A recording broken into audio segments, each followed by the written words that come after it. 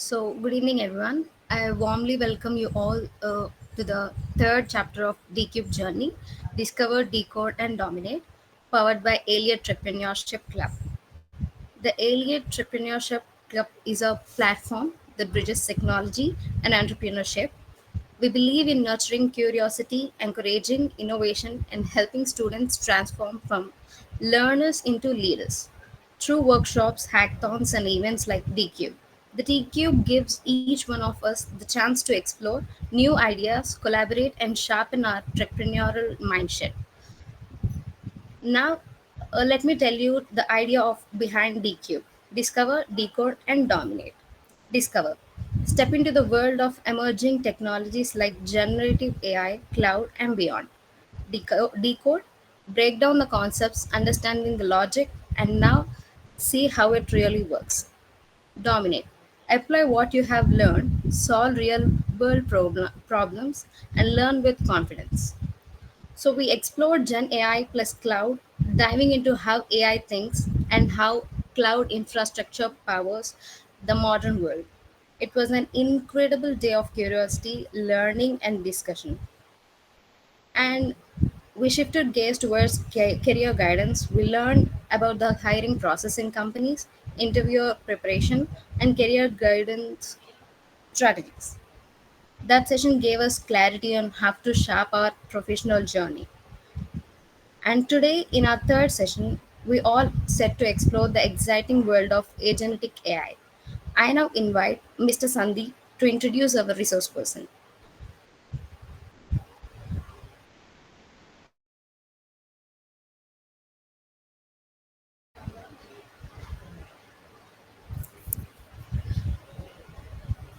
Mr. Sandeep,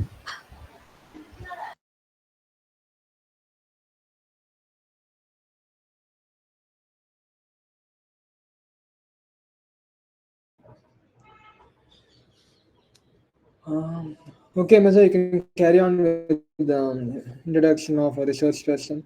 We'll join later.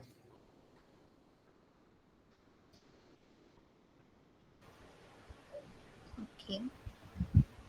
It is my privilege to introduce our esteemed resource person for today's session, Mr. Jeomon George.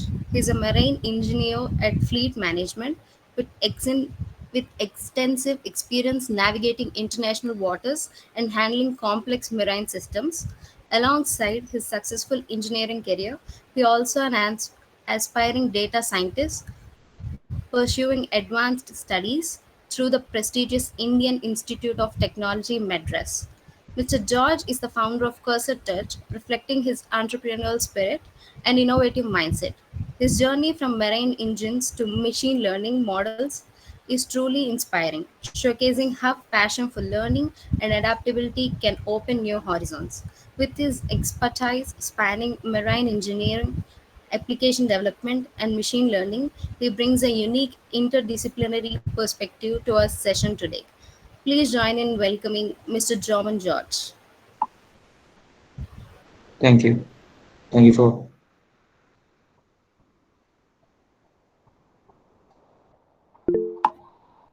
So, Mr. George, now you can take over the session. You can start with your session. okay. Thank you.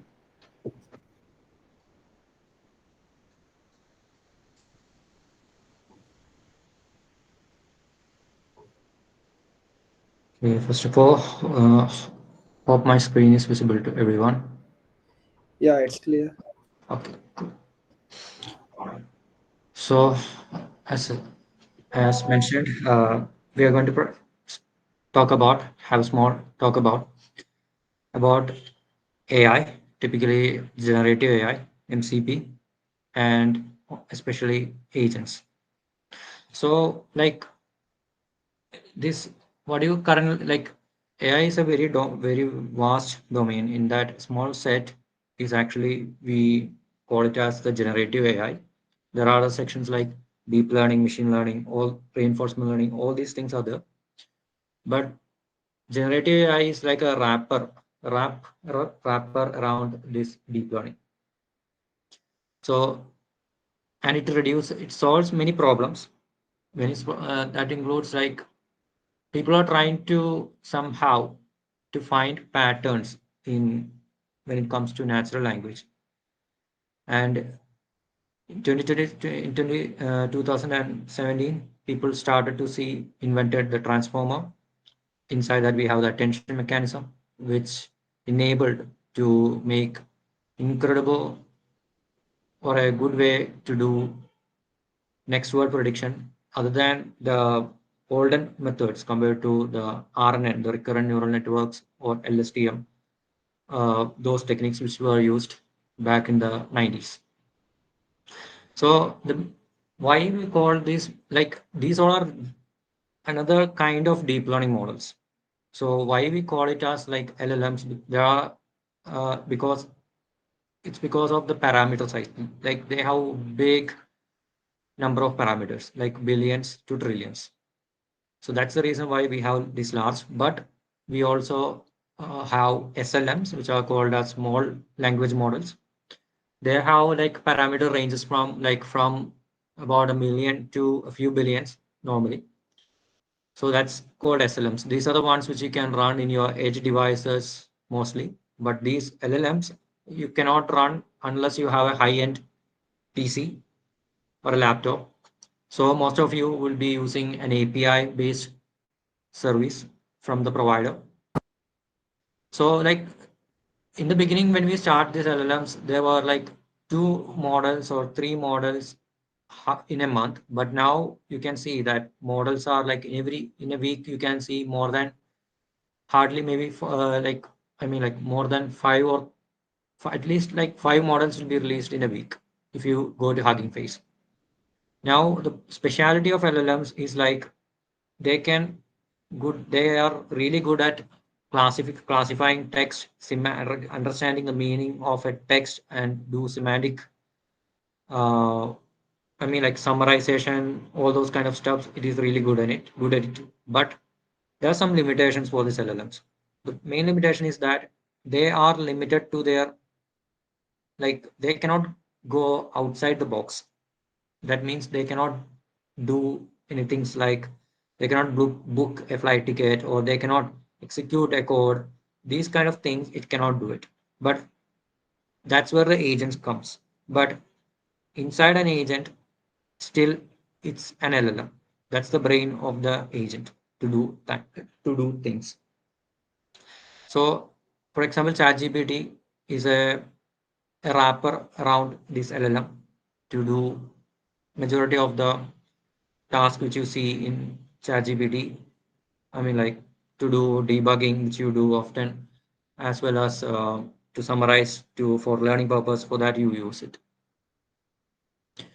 So next, we will see a small demo about LLMs. So mostly in the demos which we carry out in here, we will use LangChain. That I believe that is the simplest AI framework out there.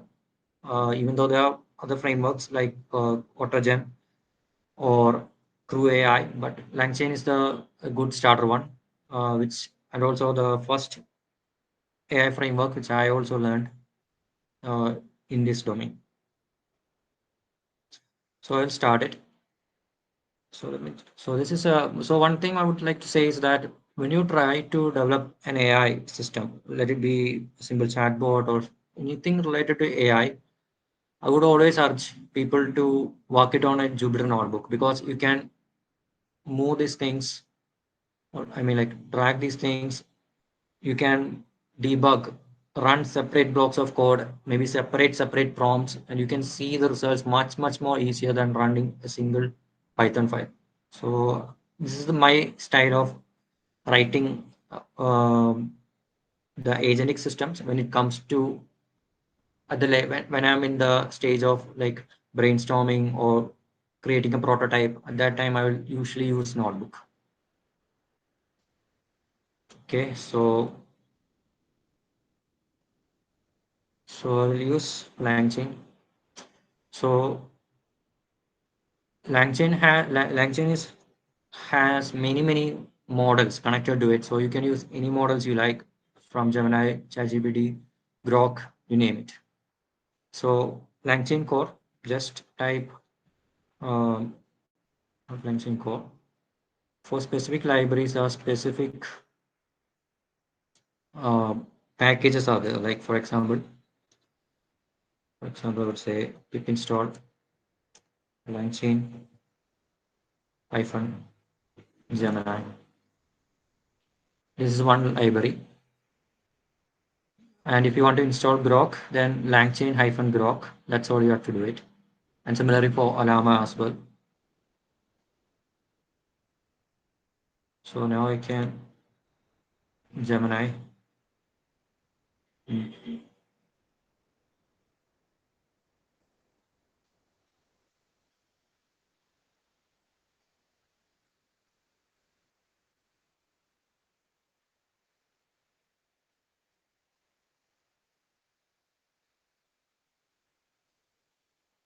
mm.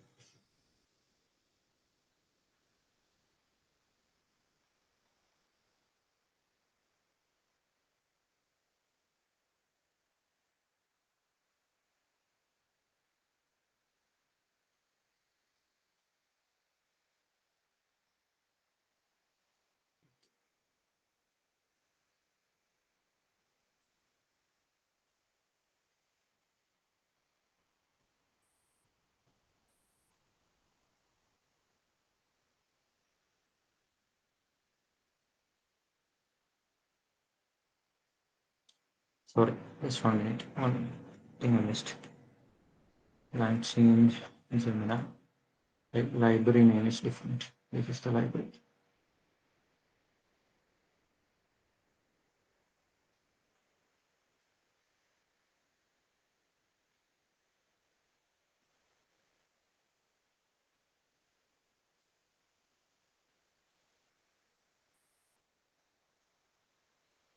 Okay, good to go.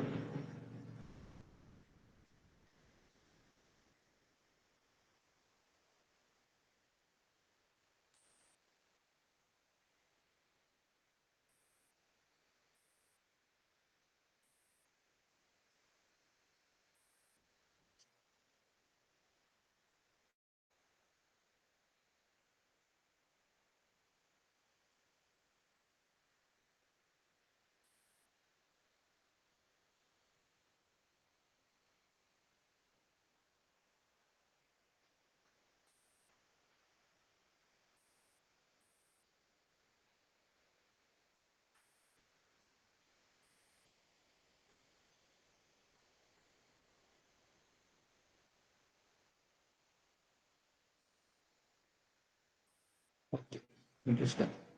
So next you have to do is one more thing I have to do is I'll just copy this environment variable where is the place where this API keys are kept. So I just need to put one more thing over here that is from from load .env import load env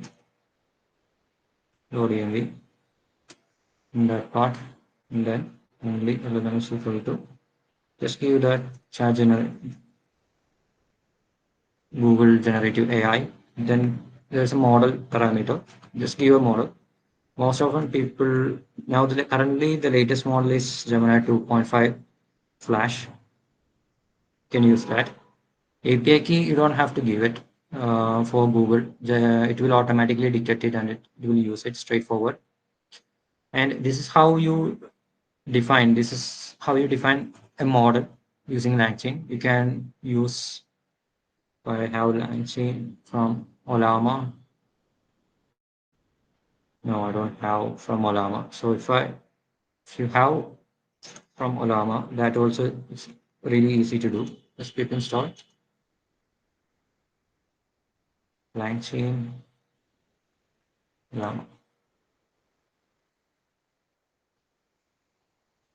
and that's all you have to do. Olama is here. Add models import chat Olama. Same thing, but I don't have any models right now in Olama. So I'm not be using that. Okay, then what you have to do is just simple, just LLM dot invoke, because under the hood, what is running in LangChain is everything is runnable. So what I mean, so this is runnable, and if you take a prompt template, that is also runnable. So that the foundation of LangChain is actually there's a term called runnable. That's the building block of LangChain. So now I would say is like what is, or let me say, so are you? Simple message, straightforward. It will take some time and see. This is the AI message which they have given to you. So I will just take this, put this thing in a variable response. And when you give a message, when you give a message to an LLM, that would be treated as a human message. So there are, when you go to this model, when you use an LLM, there are basically three essential elements are there. One is the system message, one is the human message, third is the AI message. So system message is currently there is no system message, but I will show you. This is really crucial when it comes to agents or even complex single LLM calls where you have to give some system prompt. That is the instruction given to the model, so that is telling how the model should behave for a particular input. That is the system prompt, and that is given through the system message in LangChain. Human message is basically your query. That is the here, how are you? That is the one. And the response that you get from the model will be treated as an AI message. So inside the response dot content, there will have the message of that particular query. So this is I'm doing well. Thank you for asking. Rest of the text. That's it. This is how the simplest way of using an LLM. And this will be the thing which is happening inside an agent or any complex workflows which you take. It's just like text in, text out. That's the thing, simple as that. So rest of the things is like you are manipulating the input what you're giving. Maybe if it is a coding agent, you will have something like here. For example, there is another Python library called like xwrap. In that you can import Decode, which is a helpful library when it comes to including multiple line prompts. So I can put something um, like I have just like how you write in ChatGPT. Like I have an error in the following program. Please go through it.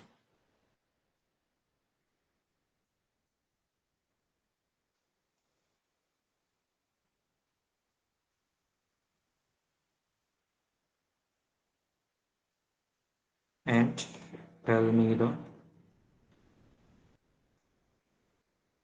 reason.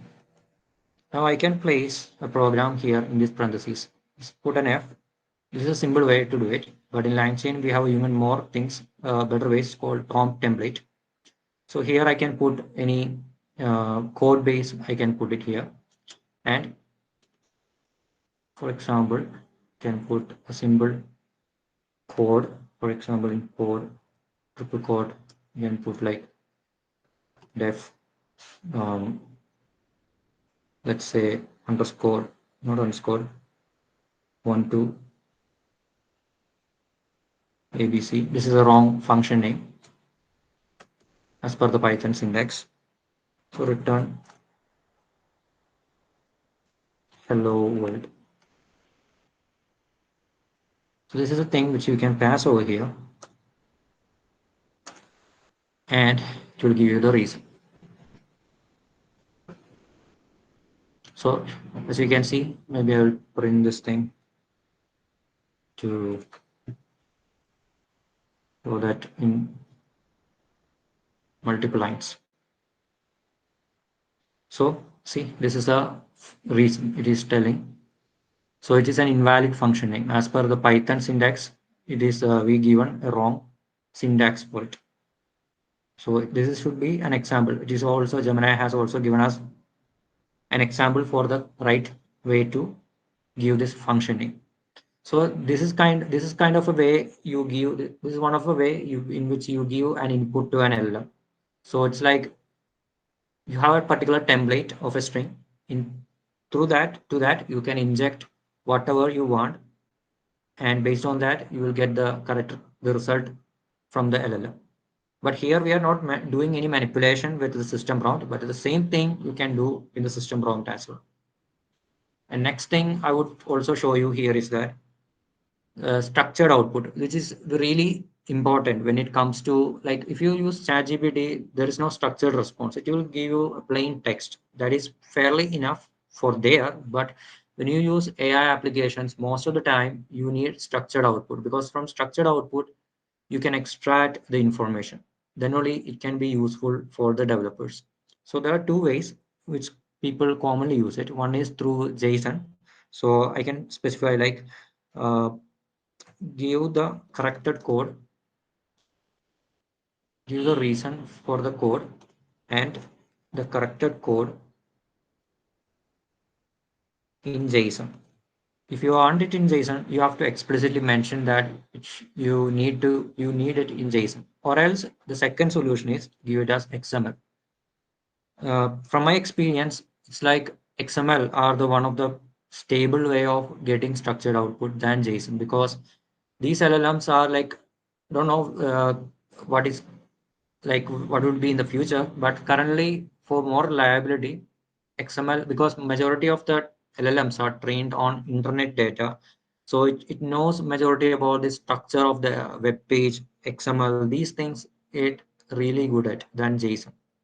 So if I give, like, because I'm majority of the workflows which I developed so far, I 99% I relied on XML format, and it is successful always. So if so, next you have to just give it is, this is a template. Just you have to learn is Markdown. So one more thing I want to explicitly mention is that Markdown is actually, like people would say like English is the language or the next programming language. Yes, that's true. But when it comes to developers, actually it is the XML. I mean, not XML. Markdown is the language for talking to an LLM in a better manner. The best example I would say is like if you take a newspaper, you would see a news article, but for first catching the attention of a particular news article, you would see its title. And if you closely look at the title will be having like an H1 style tag property, or it will having a higher font size than the content, and also it is bold. Then only we can recognize, we'll get I mean, like, you will get an attention about that particular news article, or else you won't. So same thing you can apply to the LLM also. It is specific. So if you applying those kind of formatting, you are specifying the importance, and you are specifying the relevance of this particular content you are mentioning it. So that's the way you can show how much important a particular content is. For example, I would simply do one thing, like I will give a small title here. So in Markdown, basically you would put is hash. So how many hashes if you put, it will become smaller. If I have only one hash, that is like an H1 tag. So I would say like error detector. So you given a title for this particular task. So AI knows that this particular job is to detect an error in this code base. So next I would give is like XML here. If it is JSON, you can put JSON here. Simple XML things. I mean like Markdown things. And now what you have to do is I can put a structure over here. For example, I would say like response opening tag, just like you do in HTML, same thing. So here I would say the error, and you can say the reason for the error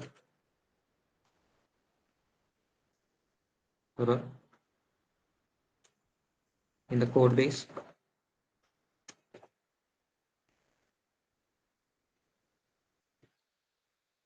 Okay, and also I can for also the solution where I would say the corrected code code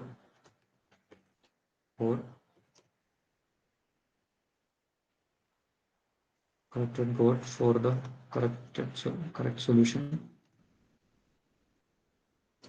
for the code I gave. So that's it. Or I would say error free code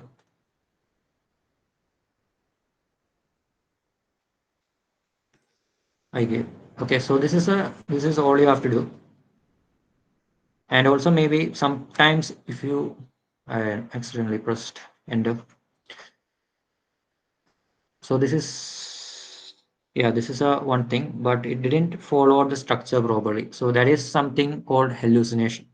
When you give something, that's the current issue with these particular models currently, because they are not so good when it comes to, like, if you don't give the instructions really properly, it will guess things out, and it will do the things in the other way around, and it will be, there is a deviation from the expected result, so that is called hallucination. And also there's a solution for that, that is like, you can add, there's a parameter called temperature. That is a term which most of the people would use. And temperature is like, after all, like, when you go through this transformer architecture final layer, I mean, like, just before mapping the mapping to the tokens, output token, there is a thing called logic tensor. So that is like a probability distribution. So in that probability distribution, the token which has the highest probability, that will be the one which is being selected, and that is the next token. So what temperature does is like, you have a wavy like distribution. So you know, somehow you normalize it so that other tokens will have also a weightage. So that tokens can also pick. So instead of picking the high probability token, you predict the next higher probability token to that. So that is called temperature. So that factor ranges from 0 to 1 normally, and it is used for like, for creative, like if you want highly creative contents, then you can put like 0.7. But if you want more like um, restricted or controlled output, you can put like 0.1 or 0. So that's one solution. And also I need to mention one more thing, that is like, um, strictly follow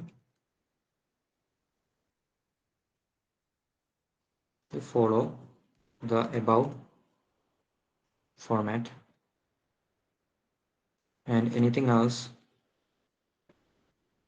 will be rejected. So if I type like that, the chance would be less. See, now the error is reduced. I mean, like, in the earlier you have the tag called pre and some other things, but now it has explicitly followed that. So this is the thing. This is called prompt engineering. So you have to tune the prompt in such a manner that you will get the expected output from the LLM. So that is the current way to guide the model to give you the right output, since these models are probabilistic. So when you go to this particular machine learning or AI, majority of the things are like probabilistic. Some of them are only deterministic. So now we will jump back to our presentation. So this is a simple, and also one more thing is that you can, this is a simple single LLM call, and this is called completion. And there is another thing called chat completion. That's the place where you will create like assistance. For example, that also I will show you here. So for that, I need to import the prompt template from LangChain. So LangChain core dot prompts dot chat. Actually, we will use chat prompt template. That is called prompt template. That is the exact same thing which we done over here. So instead of this did end, just I need to give is prompt template. I will show you that too.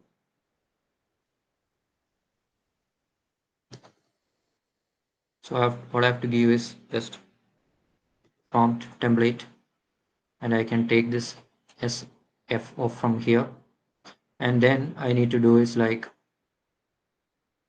I will take this thing out from here,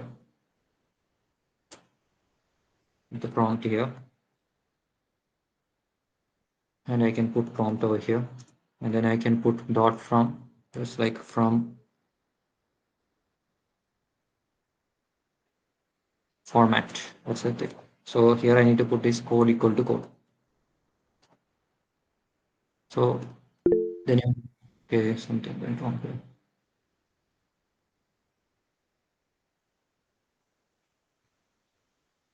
Okay, okay, something went wrong here. So we'll check that too. Prompt template is not being defined, so I didn't run this thing. That's the reason.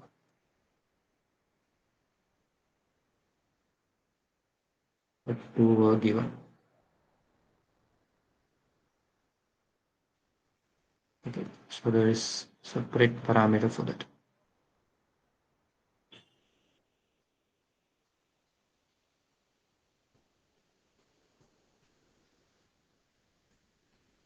Okay, so base model. Okay, so where is that error?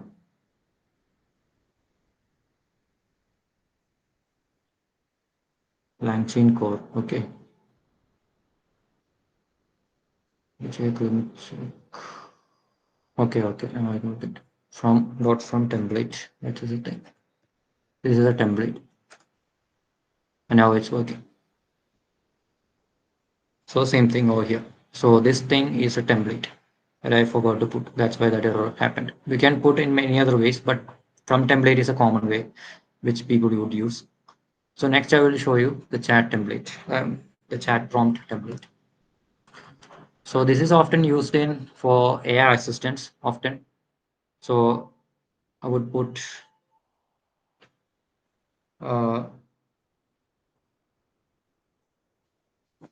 okay. So like hope so far I have I have shown you. I mean, like it's understood. So in case of any doubt, don't hesitate to ask. You can ask in between any. Completely, I'm completely open to answer the questions. Okay, and I will continue with the chat prompt template. So chat prompt template, the same thing, exact same thing. And here, what would you do is you can give many things over here. If I put template, then that would be a string. But there are other things like from role strings. That's one thing. Or from messages. Messages is another thing which people would use that I will show you now. So just create a list. So here we will use the system message, AI message, and human message. So from LangChain community dot messages or dot messages import system message, comma human message, comma AI message. So these are the three messages which most of the time everyone would use. So first thing I would give is like system message. System message. First thing to understand is that system message is the first message that you would give to a model, especially when it comes to agents and all. Even for chat chatbot or AI assistants as well, the same thing is applicable. So just you have to give is content is equal to uh, let's say you are, it's a common prompt, you are a helpful AI assistant. It's one thing. Second thing, human message. Human message, I can put anything like let's say content is equal to how are you today. So this is something which you can give, and now is the chaining happens. This is the place where LangChain actually, in LangChain that chain actually shows up. So if I would say chain is equal to prompt, it's the first thing. Then I put a type sign, that's the chain, then LLM, and that's that much we have all you have to give. And if you have any structured output, maybe you have to give some additional over here. I think it's I think it's not used in these days, but instead they used with structured output. That's the another thing. So all you have to give is just give a Pythantic base model. That also I will show you after this. So after creating that, just put chain dot invoke, and that's all you need to do. If I'm not wrong, it will if I'm wrong, it will give a system message is not good. Here I should give a message. That's why it didn't work over there. No problem. I will use here. How are you?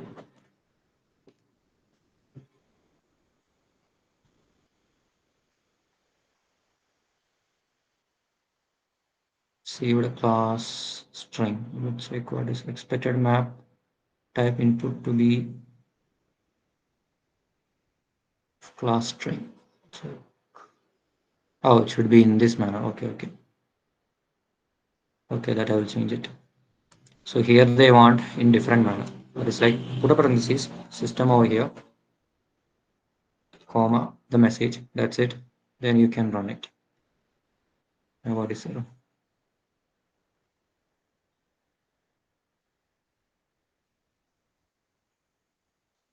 So here we have a simple example over here. I don't know why it didn't work.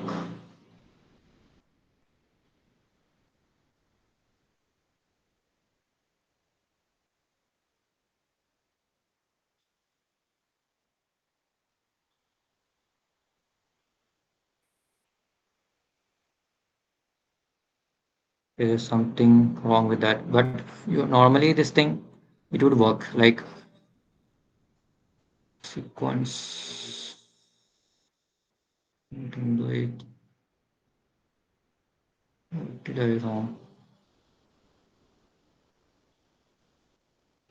Okay, that didn't work. So we'll do we'll do something else because that I thought it would work, but it didn't work. So here I think it's because maybe I need to put like an input parameter over here. That could be the reason I think.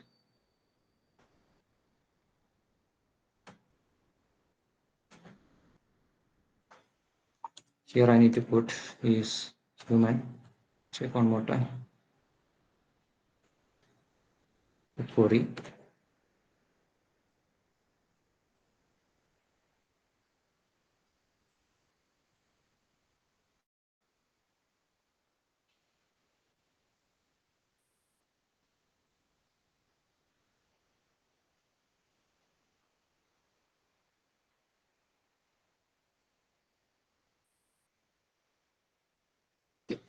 Now it worked.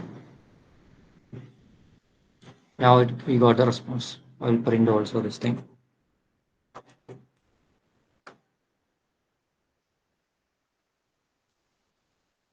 Content. There we have it. That's the response from a first chatbot.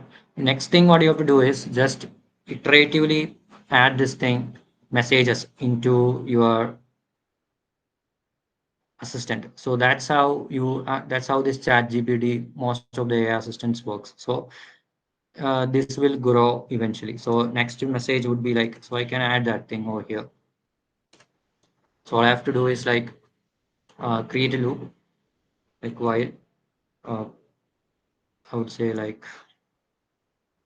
uh, query equal to this and query not equal to q, that means quit, our way to quit this loop. So same thing you can apply here. And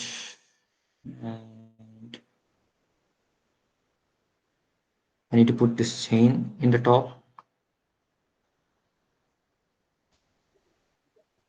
Hey Yes, Geo, yes. can you run that example in another cell so we can refer that um, instead of modifying in the same.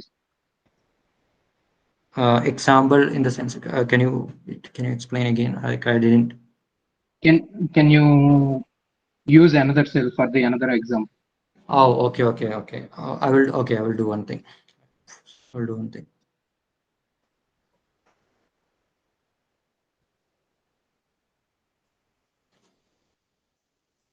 So this thing worked. So I'll copy this thing, put it here.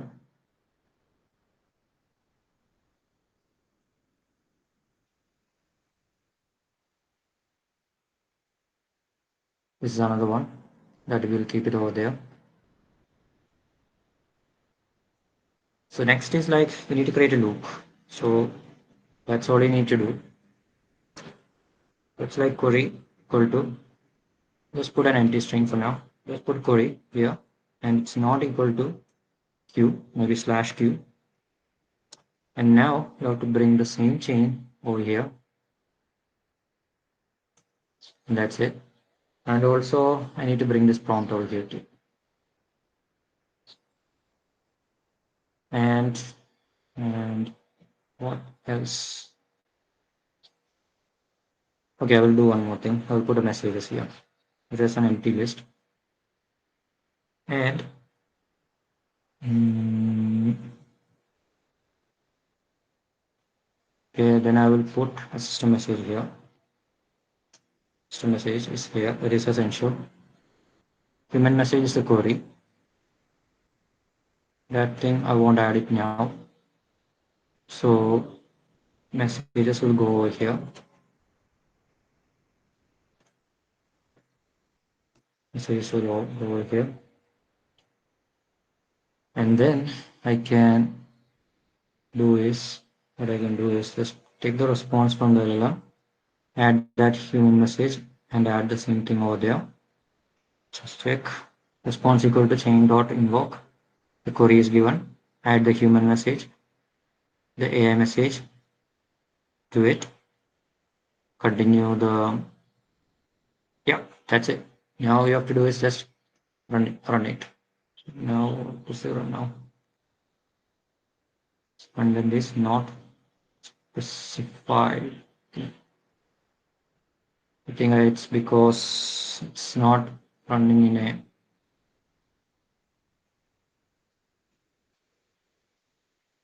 okay, okay, now I got it. So in the beginning I need to give a query from here.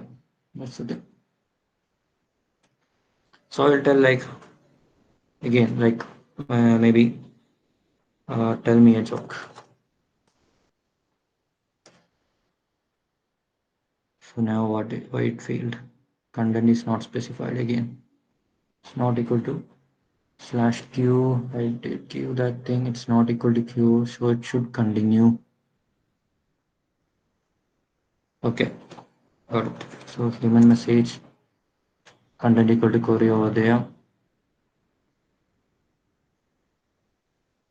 So messages dot append.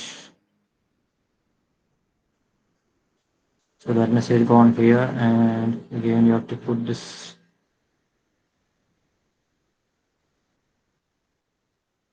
Okay. Okay. What is name of name? Let me check.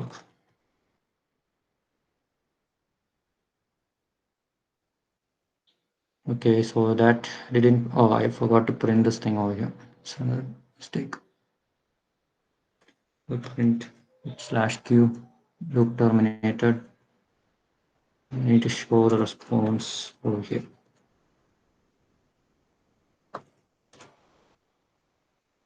Content now. Tell me a joke. Okay, why did scarecrow win a reward? Okay, and Give me a symbol. Give me a hello world. Hello, hello world code in Python. A message produced an empty response continuing the empty message. Okay, something went over here too. Okay, now it will give. So that's it. This is just a simple assistant which I made, but this is not the correct thing. There are better ways to do it. But for the time being, this is the simple one which I made. And one more important thing is that these messages that you see here, like the system message, human message, these are the messages that is filling the context window of a model. So that is the way by which these models remember. So that is called the short-term memory. There are other terms called long-term memory. These are the ones which is like the persistent storage in your computer device, in your computer, like the hard disk. In the case of LLMs, for when comparing with our computer, RAM is the short-term memory, and that is the context window in our LLMs. But in for long-term memory, there are three memories are there. That is called episodic memory. That's the first thing. And next is the semantic memory, and lastly, procedural memory. So what actually episodic memory means that, so you see an assistant over here currently right now. So you interacted with this particular model so far, like a question answer session you had with the model, and and after that end of the session, you summarize that particular chat conversation, and that is the what do you call the episodic memory, like what is a new thing that you learned from that particular chat interaction.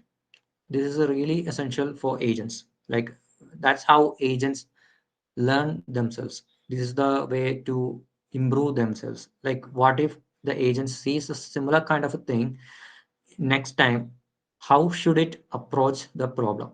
So if it has some previous knowledge, then it will be even more faster, and it will always try to use that particular path instead of following a different kind of paths available.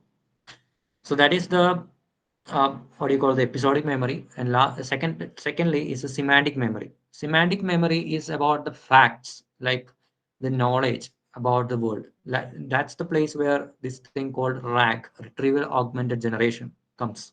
So basically, I would show you how a rough diagram about RAG also. So it's like, suppose if I call this as the user,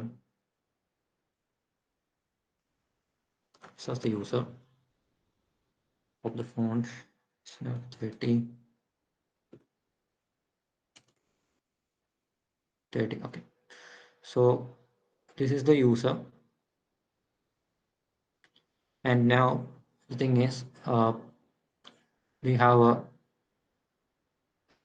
we are giving a particular task to an LLM. But LLM is not so good when it comes to the knowledge of your particular database of your organization. So for that case, what you would do is that, just like I've shown you a placeholder, like this is one placeholder. Just like that, you would put a placeholder in the system prompt also. That's the only thing. And that's the basic rack. So here I have so many things, and here I would have a placeholder. In that placeholder, I would inject the content. So here we'll put like the context. This is called as a context. So that information is injected into this small box. And here you have the remaining of the system prompt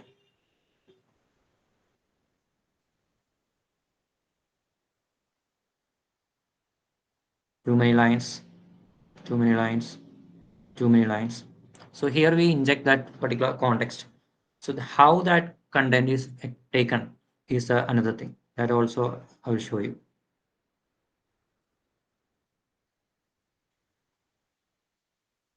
So what you have is a thing called vector store. There are many vector stores are out there. You can use any one of them like ChromaDB or Fires or uh, you name it. There are plenty of databases. Vector stores are out there. So this is our vector DB. Vector DB.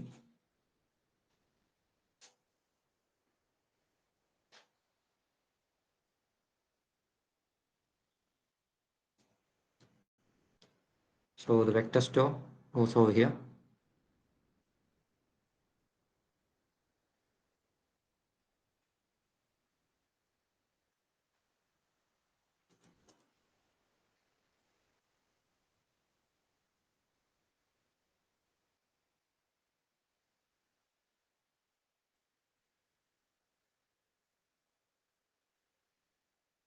Okay, vector store goes over here.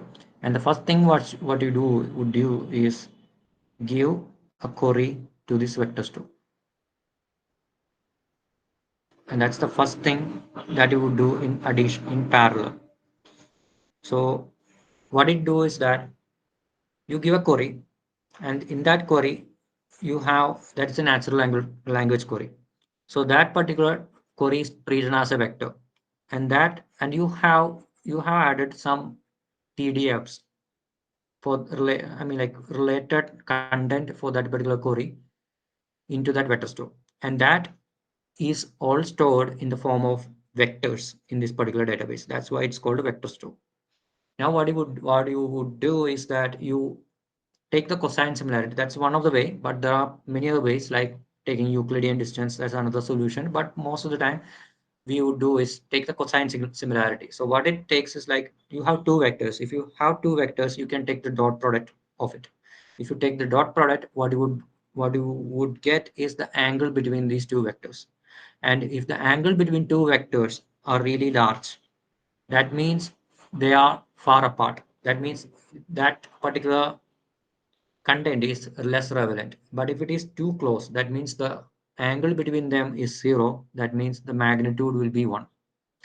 That means that particular vector is really relevant connecting to the content. That content is really very important. So those particular contents will be injected into the system prompt. Now you know that this particular LLM is really good at generating the content. That's why it's called generative AI. It can generate any number of contents you want. So that will be injected over here. And finally, you have this query that also given to the model. So I will put a bigger box around here. So this is the model, and this is the model. And from there, you will get your answer. That's how a basic rank works. But although this is a basic one, but there are advanced version. But one major issue with this RAG system or RAG pipeline is that as you make it as you make more and more complicated, it will take more time to get a response for a simple question answer. So that's the only thing, the trade-off between the granularity of the information versus the latency. That's the trade-off between these two things. But RAG is now currently it's not being used as popular, but it's still there. Uh, it's not it's in the beginning it was really popular, but now it's not that popular. But still you can use it in the memories. There's a thing called memory, as I mentioned, the episodic, semantic, and procedural. So this for these memories, for that part, you need to pick the relevant memories out of this particular vector store. If you contain have the previous chat sessions, those sessions are being stored over here in the vector store. Then you need to pick the right session history from there, and based on that, you need to do the you need to do a new operation which is similar to the something which you have done some long time ago. So for that, but again, RAG is really useful.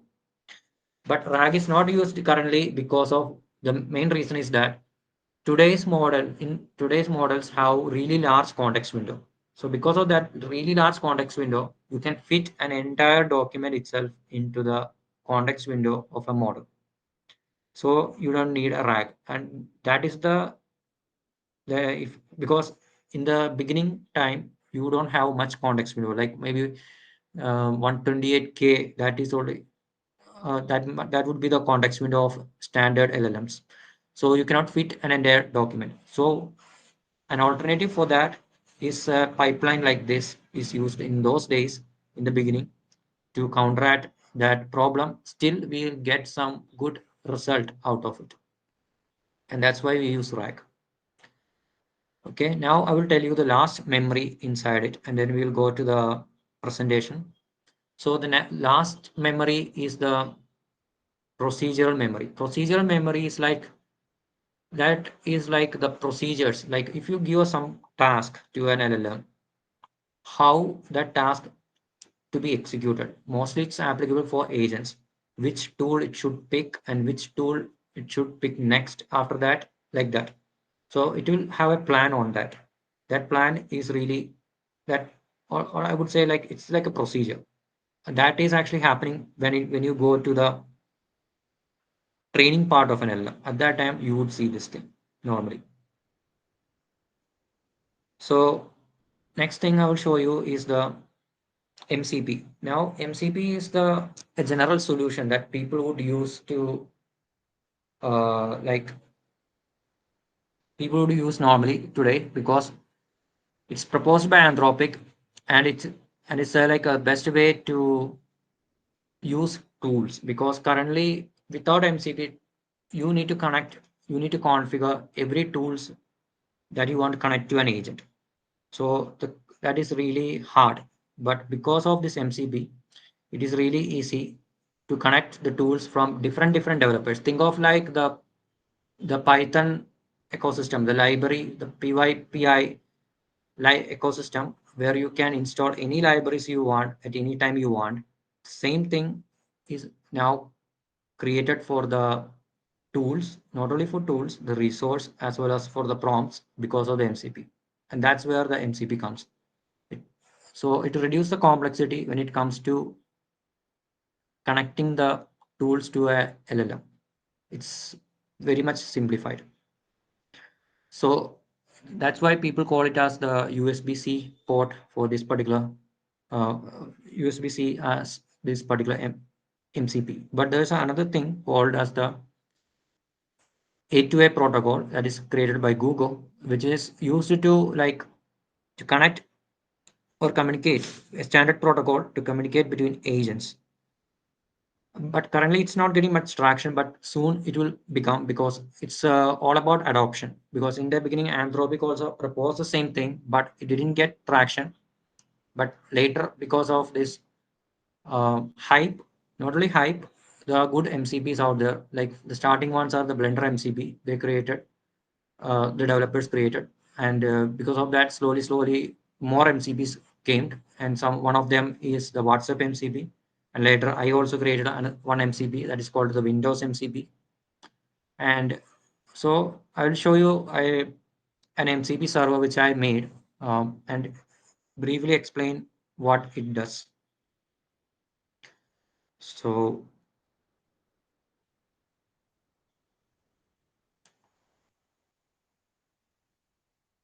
this is the Windows MCP which I made. So what you see here is a main.py. This is a server file which I created. So you can there are there are most of the most famous two libraries are like the MCP SDK from Anthropic. That's a famous one. But additionally, there is another library called FastMCP. That's the one which you can use to create an MCP server. It's a really to me I felt this FastMCP is much more easier than compared to that the MCP library created by Anthropic. So here what I done is that this is the major things related to the Windows MCP. So but before jumping into that, I will show you how to define it. So you have is like a fast MCP over here. This is how you define it. So I'll create in parallel one MCP server. I will create it in the same directory. I will put it like demo underscore mcp.py. So what I have to do is I need to import this fast MCP. I need to install it before it. Fast MCP. Okay, done.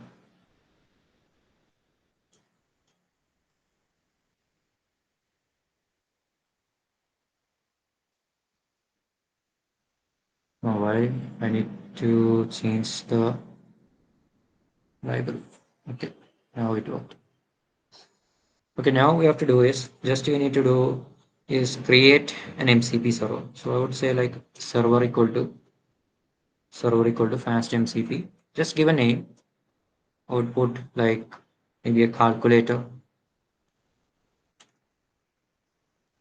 And if you can give an instructions, that too is really good. Like it's a basic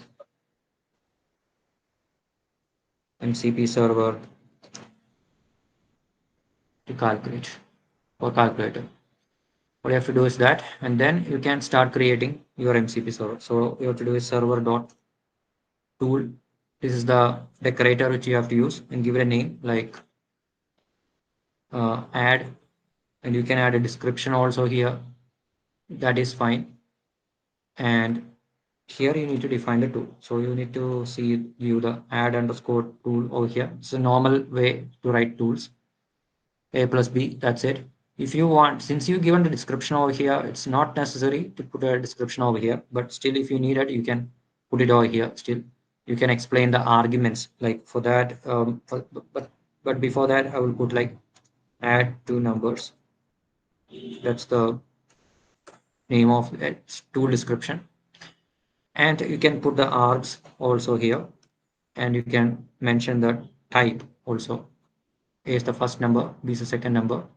And also if you want, you can mention this integer is of int type also, that also you can mention over here. That is also allowed. And also you can mention the returns. Yeah, it's a int, you can also mention. And similarly, you need to create more tools of such kind. That's it. That's all you have to do it.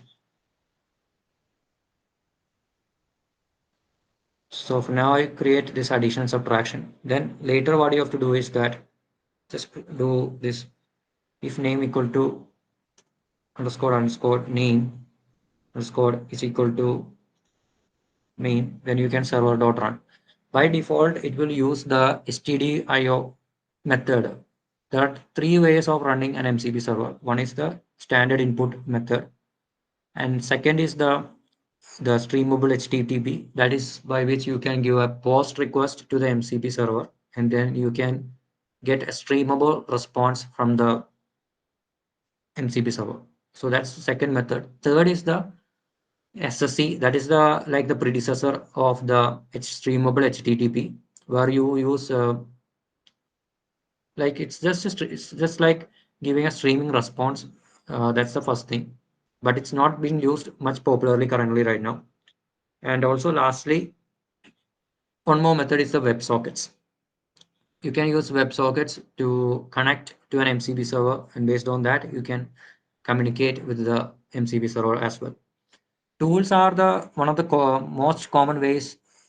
I mean, like tools is the main reasons for people use MCP servers, but there are other things like resource and prompts. But that resource, I think, like the second class citizen in this particular MCP.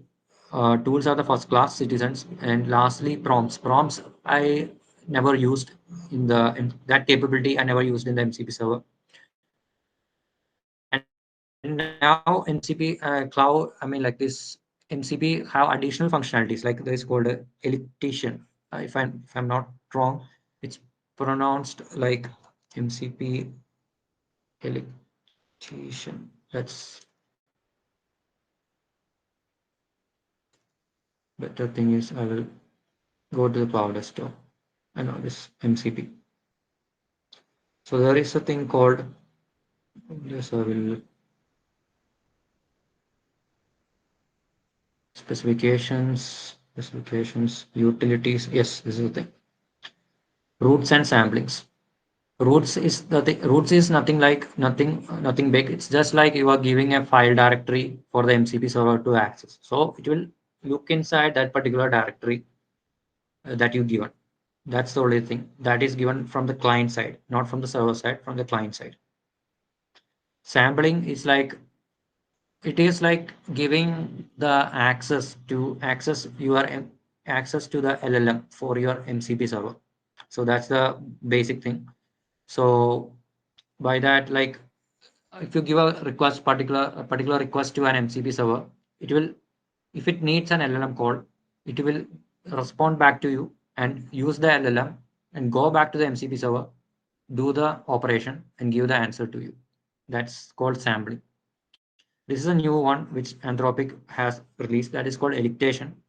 Um, this is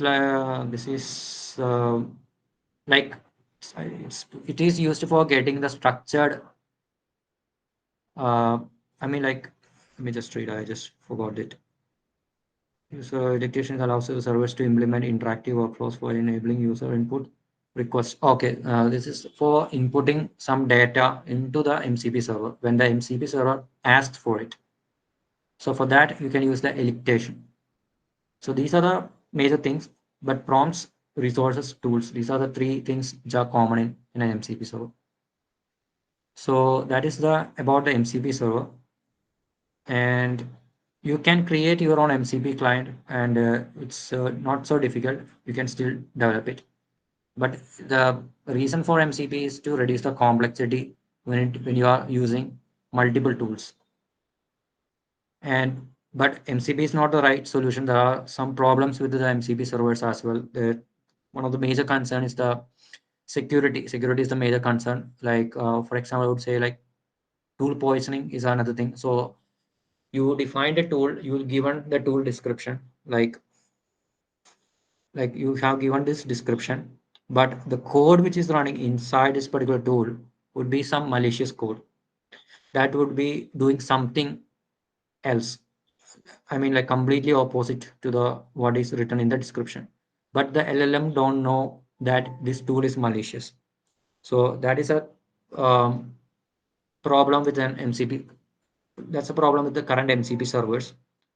And secondly, another thing is that lots of your information is shared to the model because of this usage of MCP servers. That's another drawback. But slowly, because we are in the early stages of this, early days of using this or this MCP server, MCP SDK or the MCP servers. So because of that, some problems are there, but slowly, one by one, problems are sorting out. And their main aim is to bring an LLM also inside this particular MCP server. And now, lastly, we'll jump into the AI agents. So this is the thing which is the hottest topic in the AI industry currently. So we talked about LLMs. That's the place where this generative AI comes in because you can create anything you want. Like you can give text or audio, video, or image. You can produce the same things on the other side as well. That's the capability of generative AI. Now, when you come to AI agents is like you can create an agent, but that agent is like once you're given a task, it will do that task for you. Nothing more, nothing less. It will do that for you. So if you like, but if you look inside an AI agent, there is nothing big. It's just simple, like I have shown you over here, like that notebook I shown over here is just a for loop or a while loop. which is making iterative LLM calls to the API or making an API call. That's it. And you are collecting those messages. So these messages will be growing cumulatively. So first, uh, one system message, then a human message, AI message, human message, AI message. Like that, it will go. Just like how you interact with ChatGPT. That's how the same thing happens over here. And that's the way by which the agent or the LLM tracks the progress on how far it have achieved the goal and how far it more it how much more it need to do to achieve the goal as well. So it will do the internal planning, all those kind of tool things, and as well as tool call, including tool calls is happening over in that intermediate steps. And once done, you will get the final answer, and that's it. And for developing agents, you can use MCP servers as well. Straightforward, you can use it. And for that, you have a library called LangChain from LangChain that's called an MCP adapter. So if you use that, you can straightforward connect your MCP servers to LangChain pipelines. So it's what you have to do. This is an MCP server over here. So what you have to do is just install it, and also you need to install the MCP SDK from Anthropic. That also you have to install. And this is the library which you need to use. For that, just pip install LangChain MCP adapters. That's it. And rest of the things are the same. We are using here we are creating a client. So I will show you how to create a client also. That's one missing area um, when you're going to the MCP. So I will create an MCP client also over here. So from MCP import, what you have to do is I need to first need to mention the client. It is a client, not a server, and I am using stdio. As I mentioned, these are the some of the, these are called as a transport layer. SSE, stdio, streamover, HTTP, WebSocket. These are the transport layer in the MCP protocol. So I will use stdio, and I will import the std. This is for configuring that particular MCP server. This is specifically for the HTTIO transport. And now I will use the MCP dot thing I can import from here itself. Like it's called studio client that I need to import. And then I need to refer that much all we needed. And then I need to put an async over here with, then I need to put same thing. It's studio client, and I need to pass in this studio parameters. So for now, I will use one thing. I will use this demo MCP which we made. So before that, I will just ensure that whether it works correctly or not. So for that, I will use Python demo mcp.py. So by that, okay, the server is online. It's working good. So we can kill that process and we can configure here. So first thing what we need is command. So command, which is Python. Then I need to give the name of that particular MCP server. So one thing you have to be careful in this thing is if this file is in some other directory, you need to mention that, like I will show you currently right now, that you need to pass a string and pass the file path, like this is in some uh, /bar dot py, like that you need to pass. And if there is any additional command line arguments, you can pass. There is, like if it is like -o, like this, you can pass it. Yeah, that's it. That could be an API key. Sometimes you need to pass some API keys to your MCP servers. But here there is nothing, just simple MCP server. So you can use it. So straightforward. So demo underscore mcp.py. That's it. And then you have the client. And then there is something else also there. I think if I need to create a session, and that's another thing.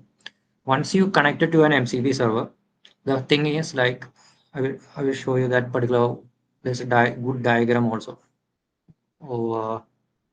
It's in the MCP, the architecture. It's not here. It's here. It's here. Here.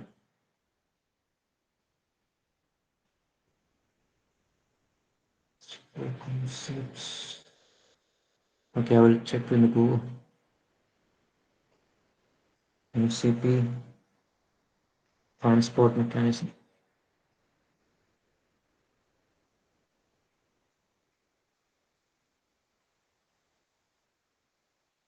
So this is how it works normally.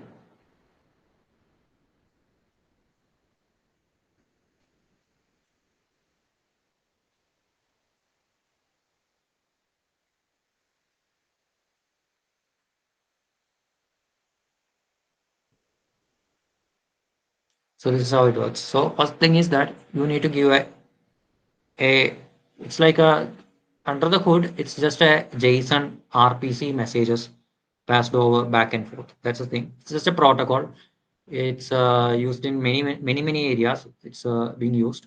But one of the use case is in the MCP itself. So first you give a request to the MCP server, that is to initialize. So that's calling the MCP server like, are you there?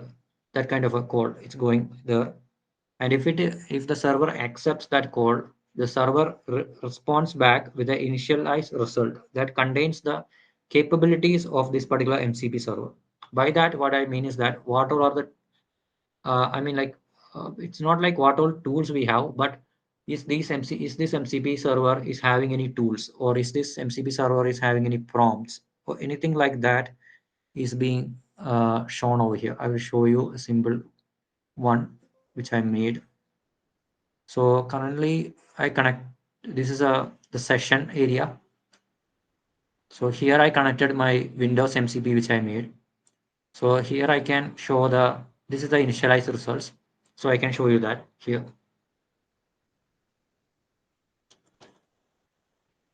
So main.py.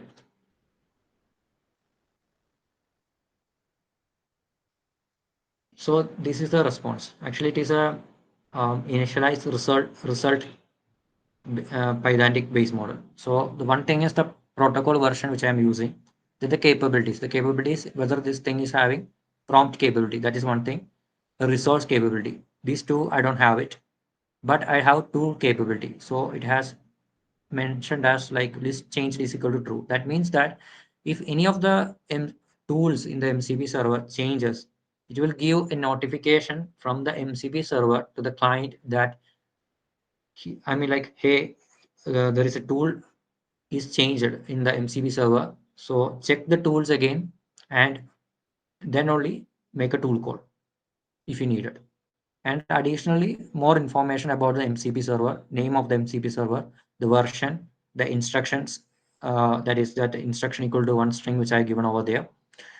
And additionally, mostly that's it. And that's what you see here. And for some reason, I see double of two of these things. That's all the issue. So that's what happens in the initialized results. Okay, so in the initialized case, I will also show you that also, that there's a thing called types in the capabilities, client capabilities. I think it's called client capabilities. Yes, client capabilities. So from the client side, we will give these informations. So it will contains the roots. That's the one thing about the file directories. The MCP servers have access to those things will be shown, will be given to the from the client to the server. Sampling is another thing, which is accessing the LLM electation to give the additional inputs to the MCP server on demand, those kind of things. These are capability. These are client side capabilities. And these are the server side capabilities, are the prompts, resources. Completion is to like, it's also like calling an LLM, like just like the completion API, just a single LLM call complete the answer. That's it. Then the tools.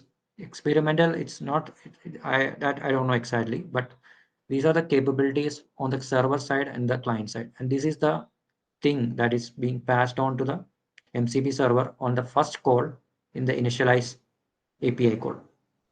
And once this initialized result is taken to the MCP client, then the client responds back to the MCP server, just like a notification. If it's a notification, the difference is that if it's a notification, there is no response back to the client to the server or from server to the client as well. It depends on from which side to which side that particular notification call is given. But for a sending a particular message, there will be a back and forth will be there, just like in your client server model of a client server model of your internet. But notification, it's a one-way call. That's only the difference. And by doing these three calls, your server is being connected to an MCP client. And now you can make whatever you can do whatever you want. For example, you can make a tool call. So I will show you a tool call in here as well. So so what you need to do is just I will make a first I will show you the tools what's present inside this particular MCP server. So I will show you like tools list is equal to what you need to do is await. These are when it comes to this MCP, most of the things will be asynchronous in nature. Everything will be asynchronous. So you have to do in that manner. So you have to call the session. So once the connection is established, you can call the MCP server from the client. So that is the session. In that session, that it has only one connection, one-to-one connection with that particular server. So that is why it's called session. Session contains many of the functionalities inside an MCP server. So I'll show you one by one. Tools list is one of it. Tools call, it's like calling a tool. Shutdown is to terminate the connection between the client and the server. For that, you use the shutdown thing. But that's what happens here. In close session, inside it, I am calling a shutdown operation. That means terminate the connection. That's why. So inside here, what it happens is that it will create a sub process that in the background. You cannot see it or you cannot interact with it directly, but other than through this client server based API calls. That's the only way to interact with it. So it is running in the background and you can interact with it through this through the session. So I'll show you the tools now. So tools list, that's it. What do you have to do? And then I can print over here. So tools list, if I put dot, no need to put any dot. It's just a list of tools what is present in here. So I can show that. And okay, Python main.py. So these are the tools which I have. So if you look from here, it will be a bit confusing. So I will copy this thing. I will put it in notebook. So I will show you. These are the these are the tools which we have, and this is a schema of that tool. And from here we have the second tool, the description, the schema of that tool. Mostly these two are the things which are present in the tools. But if I call the resource, I would not get anything because there is nothing over there. But now I'll make a tool call. Make a tool call. So what I would do is name is equal to, I would say, I'll use a key tool over here. First I have to mention the name of the tool. Then I need to pass the arguments. It is a dictionary. If I'm not wrong, it's the key. Key is the parameter over there. So I need to pass win. So here what I would get is a tool response. After executing that tool, what would be the response from the tool? That is the thing which this is a thing which is given to the LLM.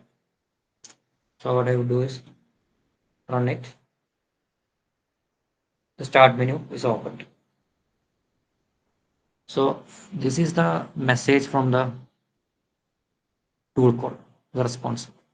First, the key win, there is no error. Structured content is none. Structured content is when you want to get structured output, you need to specify a Pydantic base model over here. So the same thing is happening over here. So this is the one which I shown you previously is the MCP client which I made. But here I will show you the MCP client through which Anthropic has made. That I will show you here. One,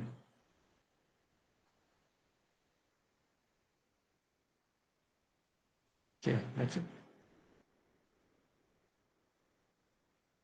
Okay. Okay, now coming back to the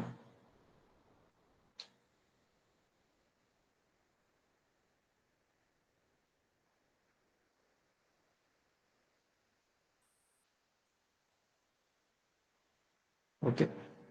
So here there's one more thing I need to give. Just need to check. MCP.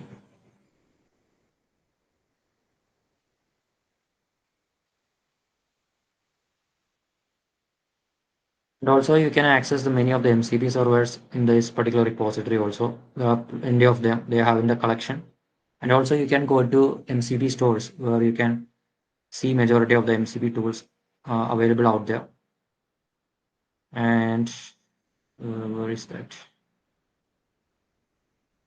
MCP client, MCP client, MCP client.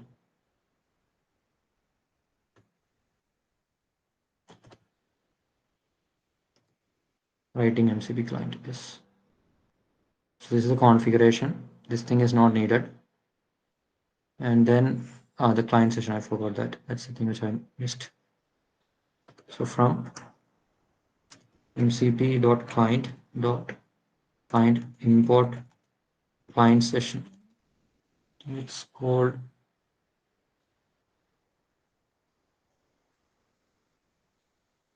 it's simply okay, straightforward.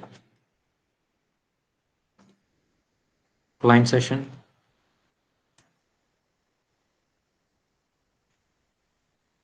Client session. And that's it. So you need to create that, but you need to pass that thing to the client session because that's how the client session is being created. So here it accepts. Oh, sorry, there is one thing I missed.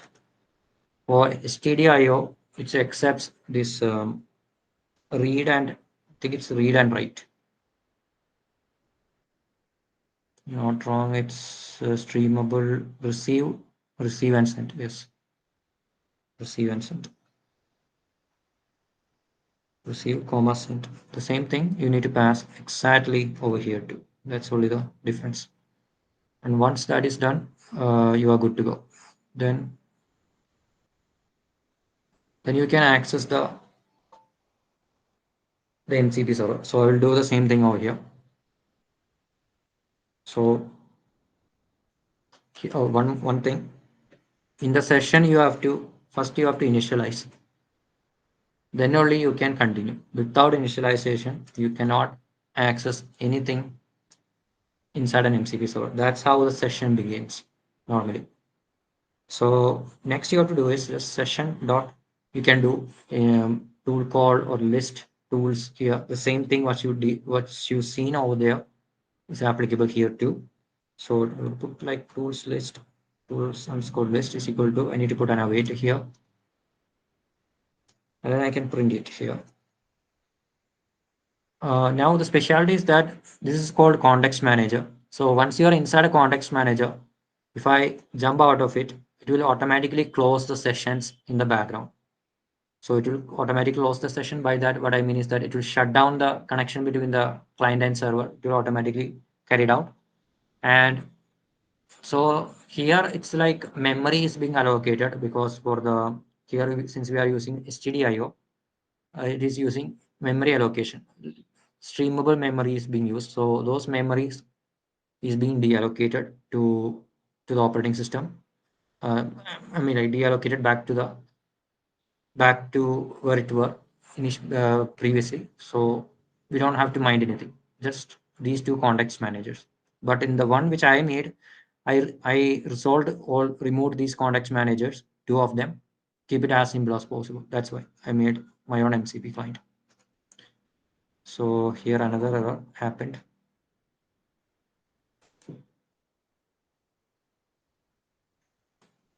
Just a moment. Sorry for the interruption.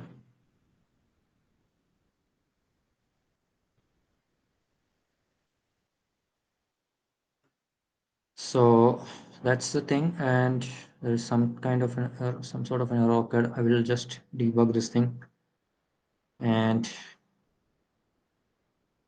quickly move on. So read and write. Okay, initialize. Await list prompts. Something has gone wrong here.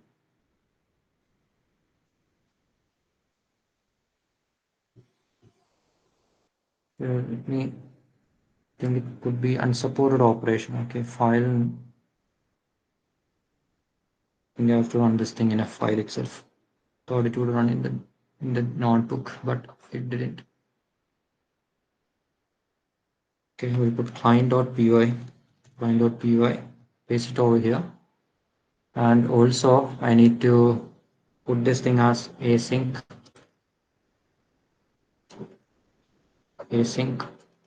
def main. Okay, we'll put that here.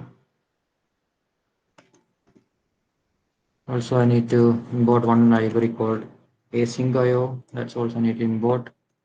And if underscore name is equal to underscore name, same thing.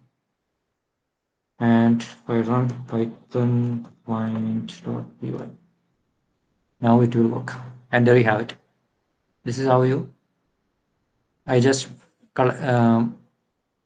made a call to the MCP server to give me all the tools from the MCP server. This particular MCP server. So that's what you see over here. And similarly, you can make a tool call, and you can also connect your MCP server for testing purpose or for actual using. Also, you can use it. For that, there are many MCP clients out there. One of them is Cloud Desktop. So one of the recently Anthropic has featured the MCP server which I made, that is being featured into the desktop extensions in their collection. So I will show you that. So if I browse the extensions, there are some MCP servers are there, and you can see the MCP server Anthropic has added. So you need to do is just click on it and click install, and it will install it, and you can start using it. Make sure you have installed UV, because it's not using pip, it's using UV to install the packages. That's why. But I would highly recommend to use the repository from the cursor touch. That's our actual GitHub repository. So I'll go to my GitHub. So you can go to cursor touch / Windows MCP. Has there From there you can just clone it, and you can straightforward use it. Just either you can create as a desktop extensions. Instructions are here straightforward, or you just copy these instructions, go to developers. Oh, currently two MCPs. Okay, this is okay. I will delete this one. This one is not needed. So I will edit config or open this particular JSON file. So inside this block, just paste. Just all you have to do is just paste this thing. Not that it didn't work correctly. So you have to do is just paste it over here. Make sure to give the correct path to the file directory of that MCP file where you have copied or downloaded to. That's all you have to give here, and then we can straightforward use it. and current, or you can install the desktop extensions. That's the one or the way by which I have installed it. So that also I will show you. So what you have to do is just go to the extensions, go to browse, not browse, advanced settings, install extension, click on there, go to the Windows MCP.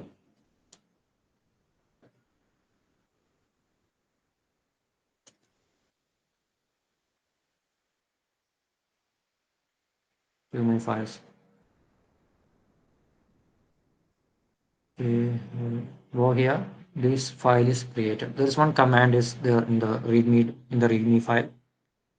You just need to follow. I just need to execute this one command, and this particular JSON file will be created. And just click on preview, and then you can click on install. It will be installed in your machine, and then I will show you how this MCP server works. So maybe I will ask it to. So for checking whether this MCP server is currently there or not, you can click on this tuning icon button, and from there you can do it. I will just exit the MCP cloud desktop for a moment. I think there's some old MCP servers are shown here, two versions of the Windows MCP because of that. So let me check again. Okay, now there is only one MCP. Now we are good to go. So I will do a simple thing like just check on one thing. Is there any non-essential things? Just in case. Okay, now I will ask like, tell me, or I would say like, ask it, first of all, ask to check the state of the desktop. So it will check the state of my desktop. So what all things are in the desktop. So it will um, understand that. So that's the first thing. So you're gonna do. So it is executing the state tool. So and it is coming back and telling what all things are there present in the screen. That is explained over here. So running apps, which are they? Google Meet, File Explorer, Visual Studio Code, Microsoft Edge, Paint. Paint is also there, yes. And these are the files which are seen in the desktop and the current system status. All these things are shown currently. So I will show you what is inside this tool. So this is the content this is the thing which is given to the LLM from this particular tool. So these are the list of interactive elements that is present in the screen. And if you have a small screenshot, if you carefully, this screenshot is a bit really small. So to be a bit, I cannot adjust this one. So it is the putting the bounding boxes around all the interactive elements for the model to easily interpret the elements on the screen. So that's it. And so now we'll do some other different things, like for example, uh, open notepad and create a small note about LLM. Short note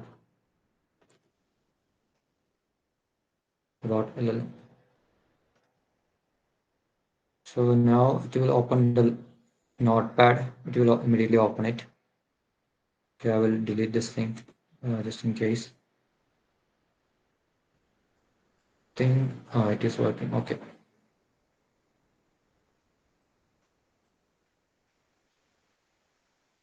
Okay, now it will start typing it. Fine. Yes, it start typing it.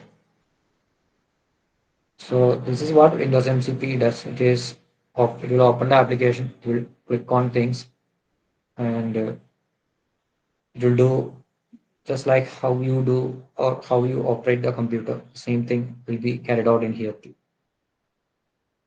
So let's keep on typing it. I think it will type a few more lines of text.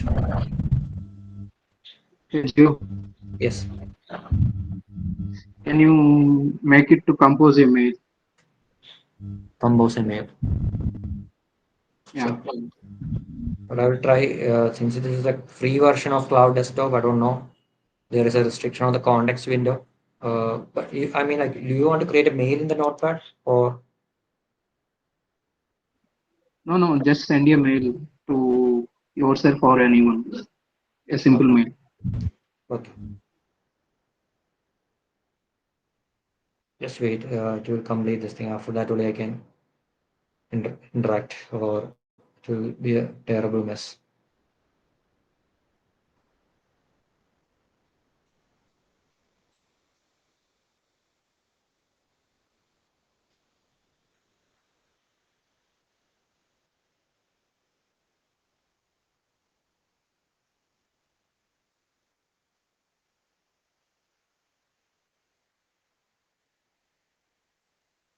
We have no, nothing. It's okay.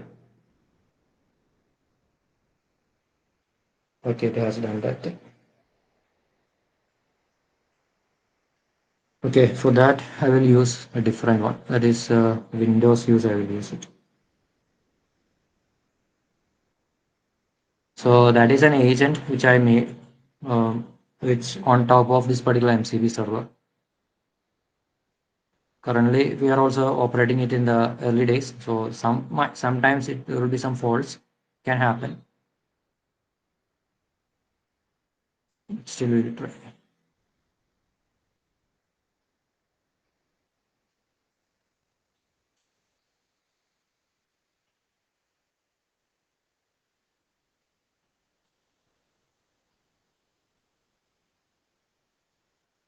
No module named.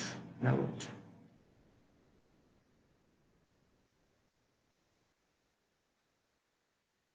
Okay, no problem.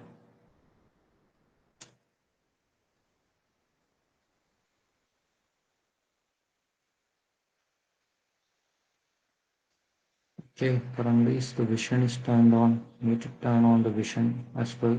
This vision is turned on. Okay, send a mail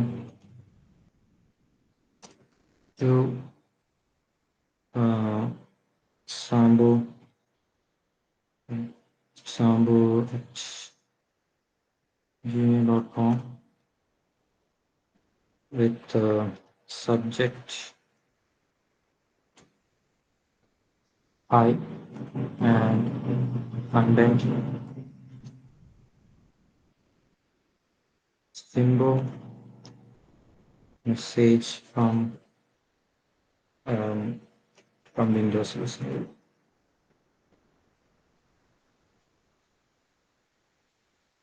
in Gmail. Okay, so I will click and I will minimize it. So it will do the task. So,